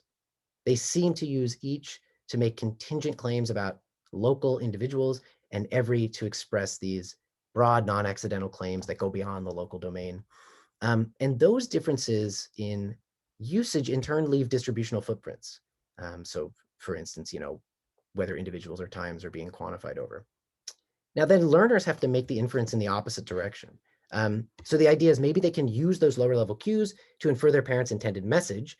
And if they're understanding the speaker meaning of something like, every time we go to the store to be kind of a generic thing, then they're going to want to pick a meaning for every that supports a generic understanding. And that's that second order meaning that's grounded in ensemble representation. Today, I really just showed you some evidence about this bottom piece of the learning story. So it's like what data is available to kids. In other work, we've argued for this top piece about what the representations look like. A lot more work, of course, is needed at the middle level to try and bridge these. Why do ensemble representations play well with the generic claims? How does that lead to a difference in speaker meanings? And then there's the learning question, which is that we want to know, do those low-level cues generalize cross-linguistically? Do learners actually use those cues, and do they use them to make the kind of inference that we described here? So there's a lot of experimental and empirical, experimental and corpus work left to do to try and address these. So stay tuned for that. But in the meantime, thanks. All right. Great job, Tyler. Thanks. There is a question in the Q&A. We're going to start there. And then there are two hands up. So first of all, there's an anonymous attendee who would like you to say more about the disproportionate frequency of the word all versus each and every in the childless data, if you can. And if you have an intuition, that would be sufficient. Yeah, I wonder about that. I mean, so that one, it does get used in a lot of different ways. I'll say we started looking through just to, try to compare it to these. There's just so many to code, it's just taken forever. But one thing that there are a lot of are, of course, those cases like all done, all gone, and of course those, other places where it gets used with degrees, like, oh, you're all dirty, or these sorts of things. So I'm not sure that we have that much yet to say about it, other than one thing that's kind of interesting is that the rate of quantifying over individuals with all looks pretty close so far to the rate with every. And so it's not like you get the 70 or 80% individuals that you'd see with each. I think that's a good thing, because all and every we don't think have the exact same meaning. There's more work to be done to say what the difference is. One thing we do think is that all and every both have the kind of second order meaning where they implicate at least one group. And I think all is okay with generics in the same way that every is. So I think that aspect of it is good. But yeah, beyond that, there's not much more to say at this point, I think. Okay, as a follow-up to that, I'm going to take one more from the Q&A here, and that is just how often, or what do you know about how often languages have both an each and an every? I think all is going to be the most frequent, and then each, and then every will be the least frequent. I think that's right. There is the question of how those are getting translated. So, we suspect that probably in a lot of languages where people are saying, oh yeah, they have an each, that's because they have like a distributive universal. People might translate that as each or every. So there is a question there. I mean, what we'd like to do is start extending this cross-linguistically, go do the cross-linguistic test and see, like, let's use that touch the middle test with the kids that I showed here, use that cross-linguistically, and then get a handle on, like, oh, okay, here's distributive universal in this language. Should that be thought of as an each or as an every, and then go from there. So, but I think each is going to be more common cross-linguistically. Yeah. Okay, thanks. So now I'm going to go to people with their hands up. Lawrence Horn, you are now allowed to speak. Thank you, and thanks, Tyler. I was wondering if you had any thoughts about the more traditional analysis on which every and all both freely allow accidental generalization readings and law-like generalizations, and they're opposed, for instance, in Wendler's work, to any, where to the extent that any is a free choice universal, it's always law-like. So it was interesting, the data that showed that there's a preference for law-like readings for every. I agree on your analysis of each. I just wonder whether every is as restricted in adult speech as you were arguing, especially since I think if you look at occurrences of not determiner every, but quantifier everyone and everything, everybody, and so on. Of course, those are unavailable for each one, each body. I wonder whether children, for instance, think of everybody and everything as entirely distinct from every ball or every person or something along those lines. And with the quantifiers, I don't get any sense of a restriction to law-like generalizations. Everybody is here, everyone is ready. Everything is spoiled, those seem perfectly natural in present tense episodic readings rather than law-like readings. Yeah, no, I think you're right. And that's right. We don't want to say that every is is a generic, or it means usually, or it's restricted to giving rise to those sort of non-accidental readings. Because I think you're right. In those cases, it doesn't. I will say in the data that we're looking at here, we just by virtue of the way we pulled it out, we didn't get any of those ones where people are transcribing them as one word, so that everybody's and everyone's mostly aren't included in here. And I suspect if we do go and include those, then of course the fact about the time is not going to be there, right? Right. And that's a great question. I mean, do kids treat those as, I mean, do you learn about the meaning of every from everybody? You know, to what extent do you treat that as a completely separate thing, or do you? So yeah, I think that, I mean, these are all great avenues for doing more work on this. I mean, even just trying to get some, do some experimental semantics and see what adults actually think about those sorts of sentences I had at the beginning, like the Begelian Stoll ones, of like the generalizations over different languages about the color words. Like, do people always agree that gives rise to a more kind of law-like reading? I'm really not sure, but yeah, I mean, I think it's all great ideas. Thanks. Okay, we're going to stay with the hands up. Tom Roper, you may speak.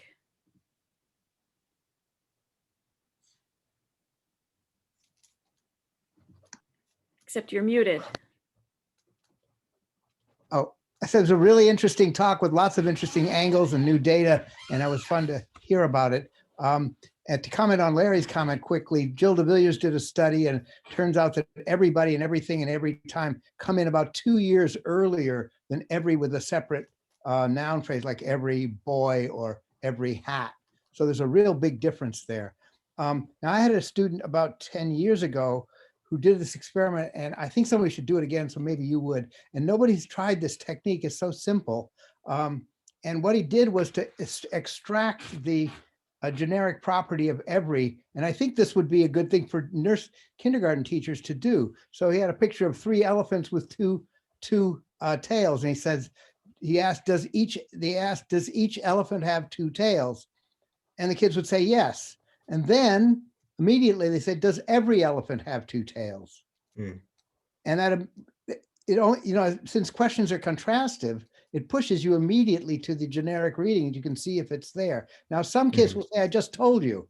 Yes. So they take the every as linked to the specific context, but other kids don't. And I think it's something that kids ought to be exposed to. That can help them grasp the difference between the two. Now I have one other observation and a question. The other observation is where it's really subtle, and we did an experiment on this, haven't quite got the exact answers to it. But if you say John walked every dog, he could be walking 3 dogs at once. But if you say John walked each dog, it really suggests event separation, that there are 3 different events of dog walking. So there's an aspect of each that applies to events that hasn't been really looked at, I think. And that's just a comment. Now, the question I have is the way you pull the semantics together, and I'm no semanticist, so I don't really understand it. It looks like every is more complicated than each, but you're saying that it comes in, but probably it comes in earlier than each. Is that a surprise to you, or what's your comment about that? Yeah, well, I don't, oh, whoops, sorry, my thing won't let me go back here. Yeah, first off, thanks. Those are great. I have to go look at those, the de Villiers paper and also the experiment here. That's really helpful. But yeah, let me just go back to this for a sec. So I don't know that we really want to say that it's necessarily more complicated. I mean, I think especially given all that all that work suggesting that kids are sort of maybe defaulting to those generic representations, it might even be that those ensemble representations are there and they're wanting to, interpret things with respect to them early. I mean, certainly, like, infants have the ensemble representations, but they also have the parallel individuation. So both of those things are in place early. And then, is one of the meanings more complicated because it has like a second order variable? I mean, I don't want to say that one's necessarily more complicated. We could write it in a different way that makes it look less like we could write the one on the right in a way where there's fewer symbols. I totally agree with you. Yeah. I don't think it is more complicated. That's just, you know. Oh, good. Yeah. But I think it's a nice challenge to semantics. It's been out there for about 30 years as to whether the order of acquisition reflects semantic complexity. And it should in a way. Yeah. Okay. Thank you. That is all the time that we have for this presentation. If you are waiting to ask a question, I recommend actually that you, if you have like words in your fingers, if you can put it in the Q&A, and then Tyler or Jeff can take a look at it and answer you by text there. So our last presentation is also a team from the University of Maryland. The presenters are going to be Daniel Goodhue and Jad Waby. The title of the presentation is That's a Question, Preschoolers' Comprehension, Illocutionary Force, Clause Type, and Comprehension, Illocutionary Force, Clause Type, and Intonation. And they're actually going to start with a video and then have a Q&A afterwards.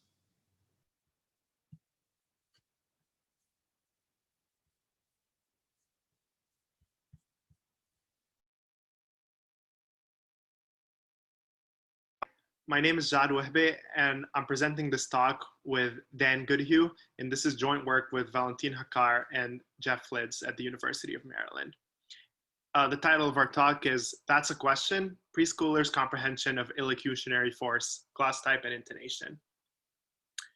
The talk focuses on children's comprehension of rising declaratives, so I'm going to start with giving a little bit of background on rising declaratives. First, rising declaratives have a declarative clause type, but are associated with a rising intonational contour that's similar to polar interrogative. Importantly, they can be used to seek information and can be associated with a question speech act. So for example, in one, S is in her office, A has just arrived holding a wet umbrella and a raincoat. S can utter, hey, it's raining, or hey, is it raining? Both A and B are used to ask whether or not it's raining.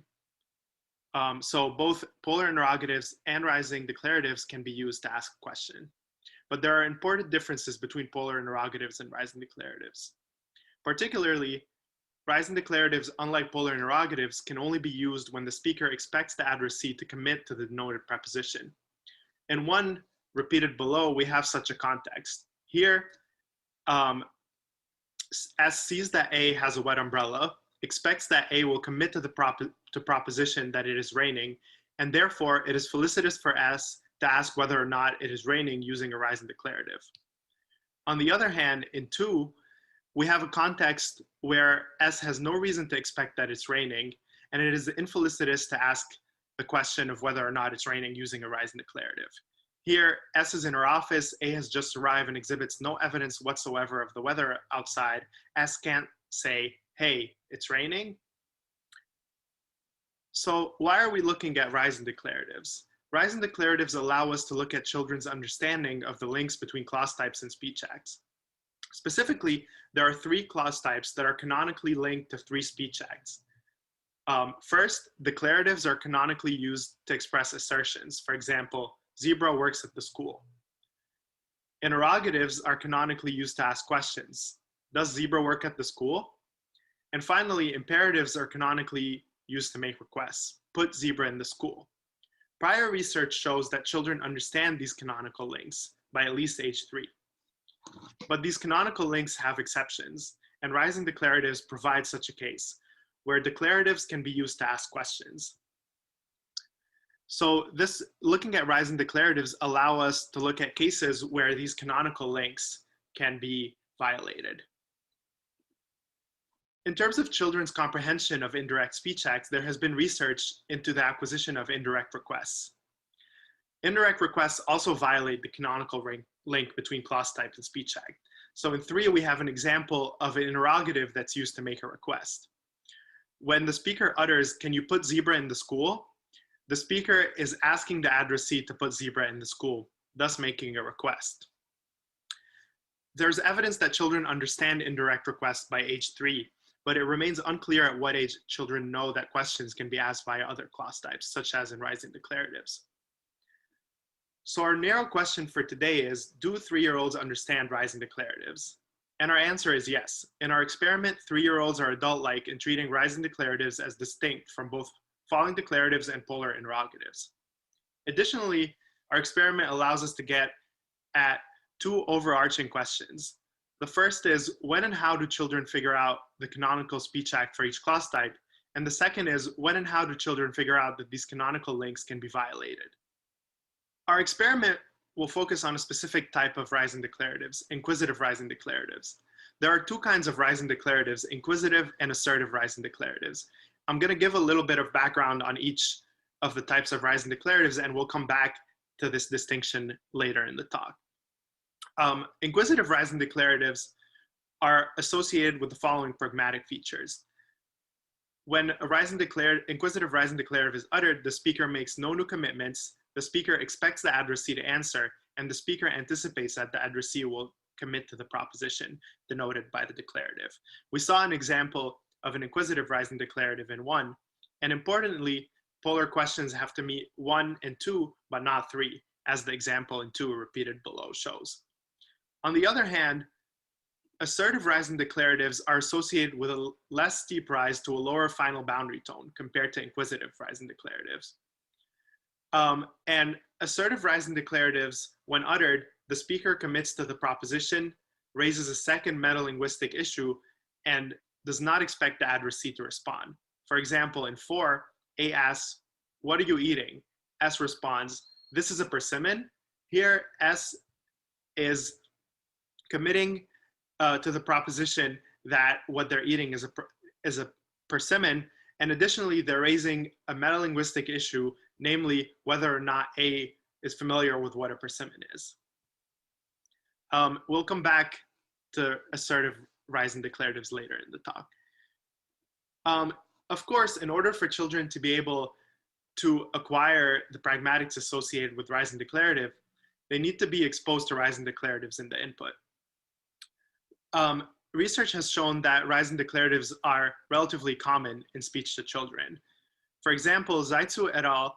2020 have annotated 15,000 adult utterances to children between the ages of 1 and 3.5 for speech act and clause type. And as we see in the table here, rising declarative constitute 12% of all the polar questions. So for example, that's for me. And additionally, 14.5% of polar questions are ambiguous between left edge ellipsis and rising declarative. For example, "You put Bob in the pilot." So this tells us that children are exposed to rising declaratives in the input. To summarize, rising declarative provide a test case where we can pit declarative syntax against rising intonation and see how children react.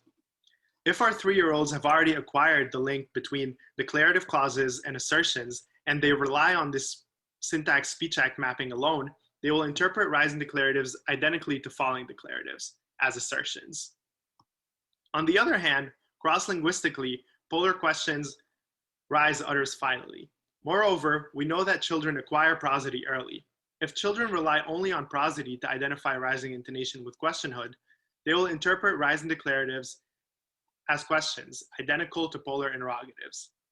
Neither one of these interpretations would be adult-like. What we're looking for is that children know that rising declaratives violate the mapping between declarative syntax and assertions, and that they know that rising declaratives are a kind of question that is distinct from the question associated with polar interrogatives, and that they have specific pragmatic restrictions that we saw above. So for the rest of this talk, Dan Goodhue, my co-author, will be taking over. Okay, now let's talk about the experimental method. So in our experiment, we set up a natural game task in which the child and the experimenter Skype with a puppet named Boo Boo, who you can see in the top right-hand corner. Boo Boo asserts, Boo Boo asks questions, Boo Boo makes requests, and the child response to Boo Boo's utterances reveals how they interpret them.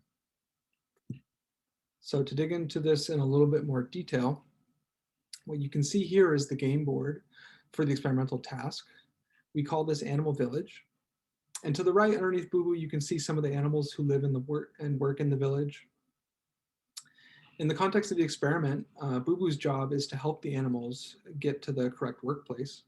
And it's crucial that they go to the correct workplace, because if they go to the incorrect workplace, they won't know what to do once they get there. So since Boo Boo is Skyping in, it's the child's job to help Boo Boo by placing animals in their correct workplaces. So in a typical trial, we would give one of the animals to the child, like Panda Bear here, and we'd ask Boo Boo to tell us about Panda Bear. And Boo Boo would say something like, "Put Panda Bear in the hospital," in which case the child would go ahead and put Panda Bear in the hospital. Or Boo Boo would say something like, "Sheep works at the gas station," in which case the child would use that information to put sheep in the gas station. Or Boo Boo might ask a question like, "Does Froggy work at the gas station?" So in this case, Boo Boo has asked a question, and in case of questions, the child is able to check a book of information showing where Froggy works. So we flip to the page, we see that Froggy does indeed work at the gas station. And so then we put Froggy in the gas station. Or Boo Boo might say something like, "Horsey works at the fire station." And then the question is, what does the child do in this kind of context where a rise declarative is used? So here's a schematic representation of the layout of the experimental materials.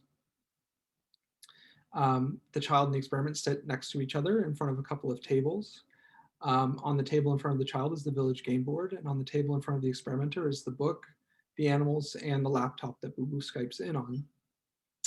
And I just want to point out that the placement of the book here is crucial, since whether or not the participant checks the book as opposed to places an animal in the village is the dependent variable for the experiment.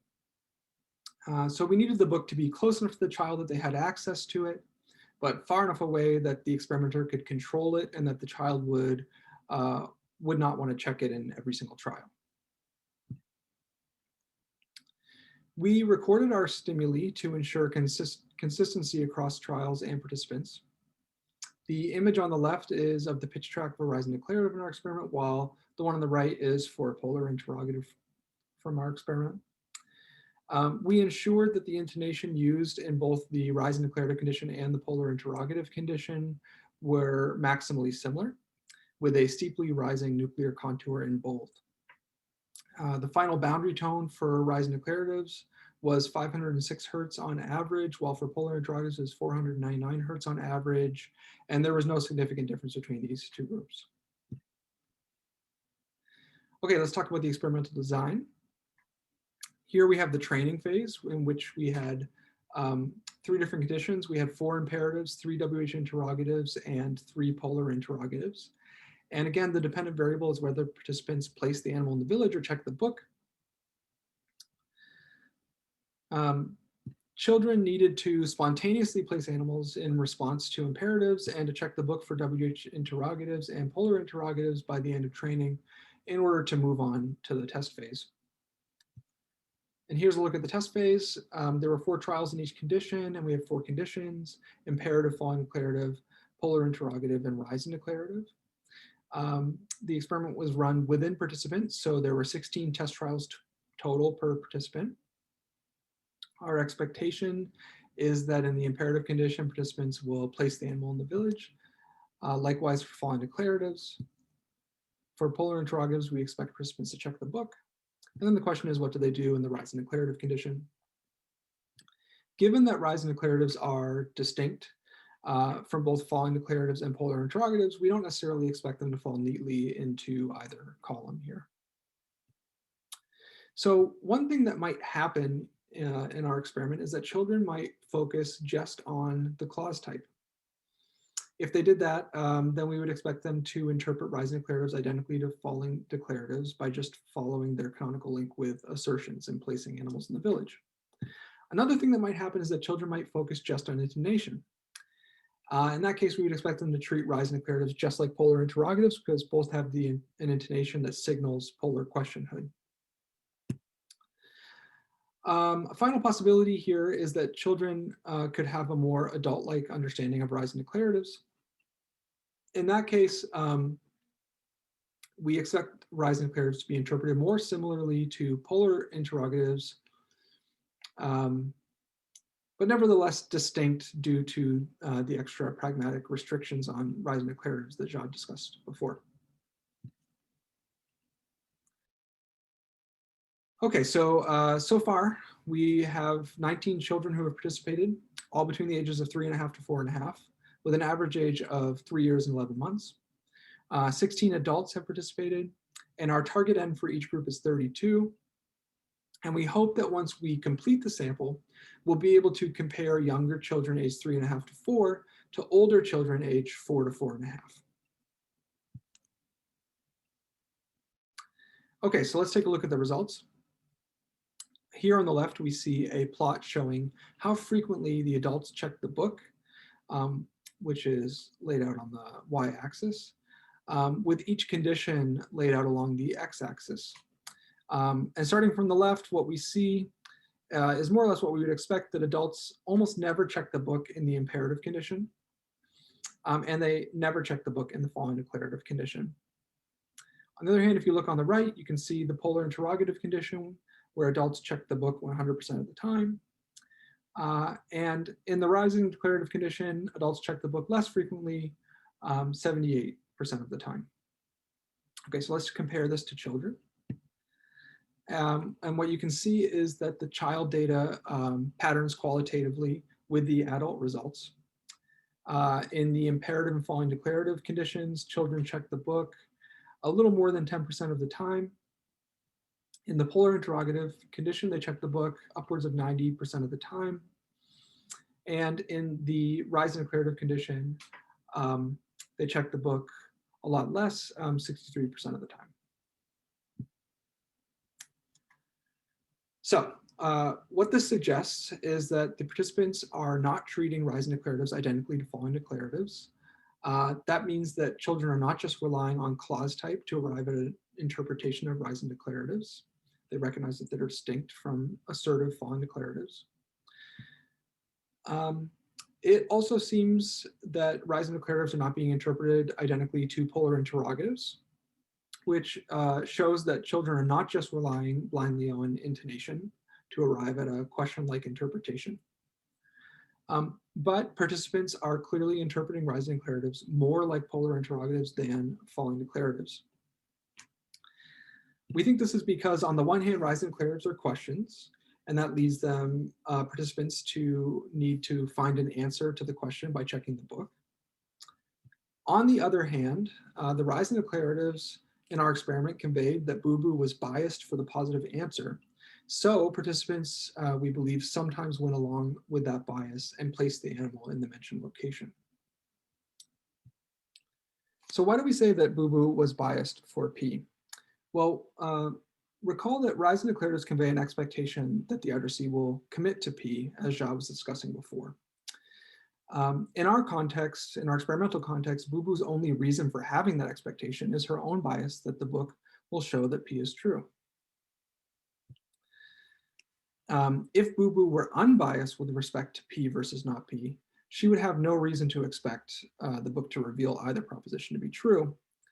And so no reason to expect the participant to commit to P. And this is unlike the wet umbrella example from earlier, in which the contextual evidence leads to the expectation of addressee commitment. Here, there's no contextual evidence. So the fact that Boo Boo does convey an expectation that the participant will commit to P suggests she has reason to expect the book to reveal that P is true. In other words, that she's biased for P. And again, we believe that it's this bias that explains why participants, both adults and children, sometimes just place the animal directly in the rising declarative condition. There are some other possibilities for our results that we think are less likely, but that we want to discuss briefly. One is that participants could be arriving at insertive interpretations for rising declaratives sometimes. If they did, then that would lead them to place the animal directly in the village as opposed to checking the book. But recall that assertive rising declaratives raise a metalinguistic issue. In our experiment, it's not so clear what that metalinguistic issue would be, making the rising declarative seem somewhat less appropriate. Moreover, we used steep rises in our rising declarative stimuli, and Jeong 2018 has shown the steep rises biased towards an inquisitive interpretation of rising declaratives as opposed to an assertive one. Another possibility is that the result could be a low-level effect due to relative frequencies of rising declaratives versus polar interrogatives. So rising declaratives are less frequent in the input than polar interrogatives, and so children may be less able to interpret them, or less effective at interpreting them as questions as opposed to polar interrogatives. One issue with this explanation is while it could explain the child data, it would not explain the adult data because we have no reason to expect them to be subject to this low-level effect. Another way in which our result could be due to a low-level effect is the number of signals to questionhood across the rising declarative versus polar interrogative conditions. Polar interrogatives have two signals, rising intonation and subject auxiliary inversion. Rising declaratives only have one, the rising intonation. So again, children may be just missing rising declaratives as questions some of the time because of fewer signals. But again, this result wouldn't explain the adult data. So, recall the narrow question for today. Do 3-year-olds understand rising declaratives? The answer is yes. Children exhibit subtle adult-like behavior with rising declaratives by age 3.5 to age 4.5. They do not just rely on clause type, nor do they rely on intonation. And now we've taken a first step in answering our overarching questions. So for question 1, when and how do children figure out the canonical speech act for each clause type? We know that by age 3, children are clearly distinguishing following declaratives from polar interrogatives. And regarding question 2, when and how do children figure out that these canonical links can be violated? We know that 3-year-olds know that declaratives do not always convey assertions, and that rising declaratives have a unique interpretation of their own. In future work, we plan to look for evidence that 1-year-olds understand the canonical links between clause type and speech act. We also plan to try to tease apart the roles of interrogative syntax and intonation in infants' understanding of questions. Thank you very much.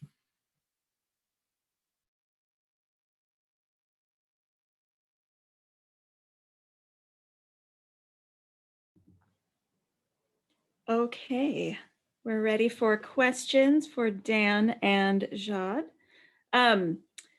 I'm going to start in the Q&A panel with a comment/question from Sophia Malamud. Rising declaratives are generally infelicitous in contexts where the speaker doesn't have evidence that the addressee is committed to / believes the prejacent proposition. The way you showed Bubu saying it might be precisely such a context, which she suspects would be a problem. Or was there some kind of additional context? Thank you so much for the question, Sophia. So I noticed you asked that question before we got to discussion of the results. I'm not sure if that helped at all to answer your question already, but the basic idea there is that essentially Bubu has, a vague memory of where the animal works, and then moreover, they know that the addressee has access to the book of information about where the animals work. And so the idea then is that, they're using the rising declarative with the expectation that the book is going to reveal that that's where they work. So that the book is the evidence essentially that leads them to expect the addressee to commit to that proposition.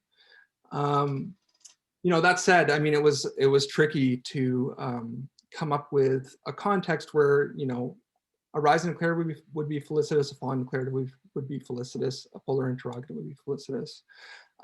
So it was a bit of a challenge, but in my own intuition is that the rising declarative can be used in this situation with that kind of interpretation. Okay, Sophia also has her hand up, so I'm going to let her speak in this conversation, and then so Sophia, you can talk. Yeah, thank you. I just have a follow-up, of course. Did the child have a chance to kind of look through the book beforehand, or no, right? So there's no expectation that at the time when the rising declarative is uttered, that the addressee already believes that proposition. Yeah, and those are precisely the contexts in which we have numerous examples of right? So I was thinking that maybe those examples were the assertive kinds, but actually they don't seem to be. Yeah. So one example that comes to mind actually from the literature is the I think it's originally from Claudia Poschmann's work. The Poschmann 2008. Is it the, and I think it's, I think it was her originally, the Amsterdam airport example. Someone's trying to catch a flight somewhere and they say over the phone, you know, and it leaves at 4 p.m. and it's 3 hours long or whatever the rising declarative is. And that's one of those cases, right, where there's no evidence yet in the context that the addressee is going to believe that thing. It's sort of an assumption on the part of the speaker based on the partial information the speaker has, and then sort of the expectation that the addressee is going to be able to check the information they have access to and then see that the proposition is true. I see. So just the fact of the book being there kind of makes it better. Yeah, that's the idea. I mean, I think it's a great question, and it, like I said, this was a tricky aspect of designing this experiment. But I think that, I mean, my own intuition is that the rising declaratives pass here. Thanks. Yeah, and just to add, presumably, like, the puppet knows that the child has access to the book and knows that what's in the book is correct, and the puppet knows where some of the animals works and where others don't. So if the puppet themselves have kind of a bias that when the child looks in the book, they will come to the conclusion that right. So it could be kind of a dependent commitment. Great, thank you. Yep, thanks. Okay, our next question also comes from a hand raise. This is Lawrence Horn. You may speak. Unmute. Hi, thanks. Your data didn't present any examples with polarity items, but an interesting difference between polar questions, including elliptically reduced polar questions and rising declaratives, is that rising declaratives of either type rule out NPIs. So you get differences like you eat any pizza, which is fine, versus you ate any pizza, which is no good for you ate pizza. And children, Crane and others have shown that children pick up on polarity licensing much earlier than one would rationally believe. And I'm wondering whether they use that as a cue to the grammar of rising declaratives, so that even though they recognize that functionally rising declaratives share more in common with polar questions, grammatically they're still quite distinct, and that kind of reinforces the need to preserve those distinctions. Presumably the ruling out of NPIs is correlated with the positive commitment in rising declaratives and the neutrality or lack of such commitment, at least possibly, in polar questions. But I'm wondering if there's any evidence from children's production or studies involving NPIs on whether they're picking up on this. That's a great question. I don't know, but I'm glad you raised that. I mean, I was aware of the asymmetry there between rising declaratives and polar interrogatives with NPIs. And one of the things we've been sort of just starting to think about recently is the fact that in the input you have, as Jod mentioned, you have genuine rising declaratives in the input. You have cases where it's clearly left edge ellipsis polar interrogatives. But then you have a chunk of the data in the input that's ambiguous between either of those. And it does seem to make the challenge of acquiring the special restrictions on rising declaratives even more tricky for the child, right? If some of the data looks like rising declaratives, but is actually left edge ellipsis polar interrogatives. And so we're just starting to think about how they might tease that apart. And I hadn't really thought about the possibility that they might use NPIs at all. So I'm glad you raised that. And I was not aware of this work by Crane and colleagues. Well, just the general work on NPI licensing and downward entailment that children do pick up on that pretty early. Great, thank you. Okay, And that was, sorry, I'm trapped under a cat now. That was the last question that we have. Oh, Larry, did you want to ask one more question? Did I not put your hand down? There we go. Okay, well, thanks. Great job, everybody. I want to remark, as Lisa did at the end of the previous session, that the turnout for sessions on the first day has been phenomenal. There were at times up to 80 people in this session. So great job, everybody. And bye. Thank you. And thank you, Anne, for moderating. And thank you, Travis, for your help as well. Great job, Travis, too. Yeah.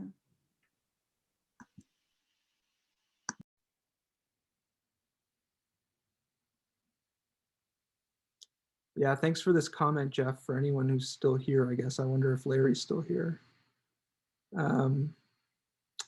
That's what I was wondering. How old are the kids? So our kids were a little bit younger than the kids who demonstrated they understand MPIs.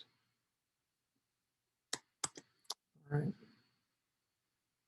In the Q&A, maybe you're looking at that. Sophie gave you a recommendation for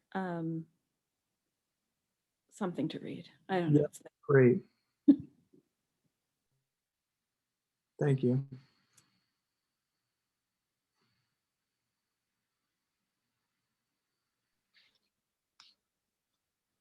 Thanks.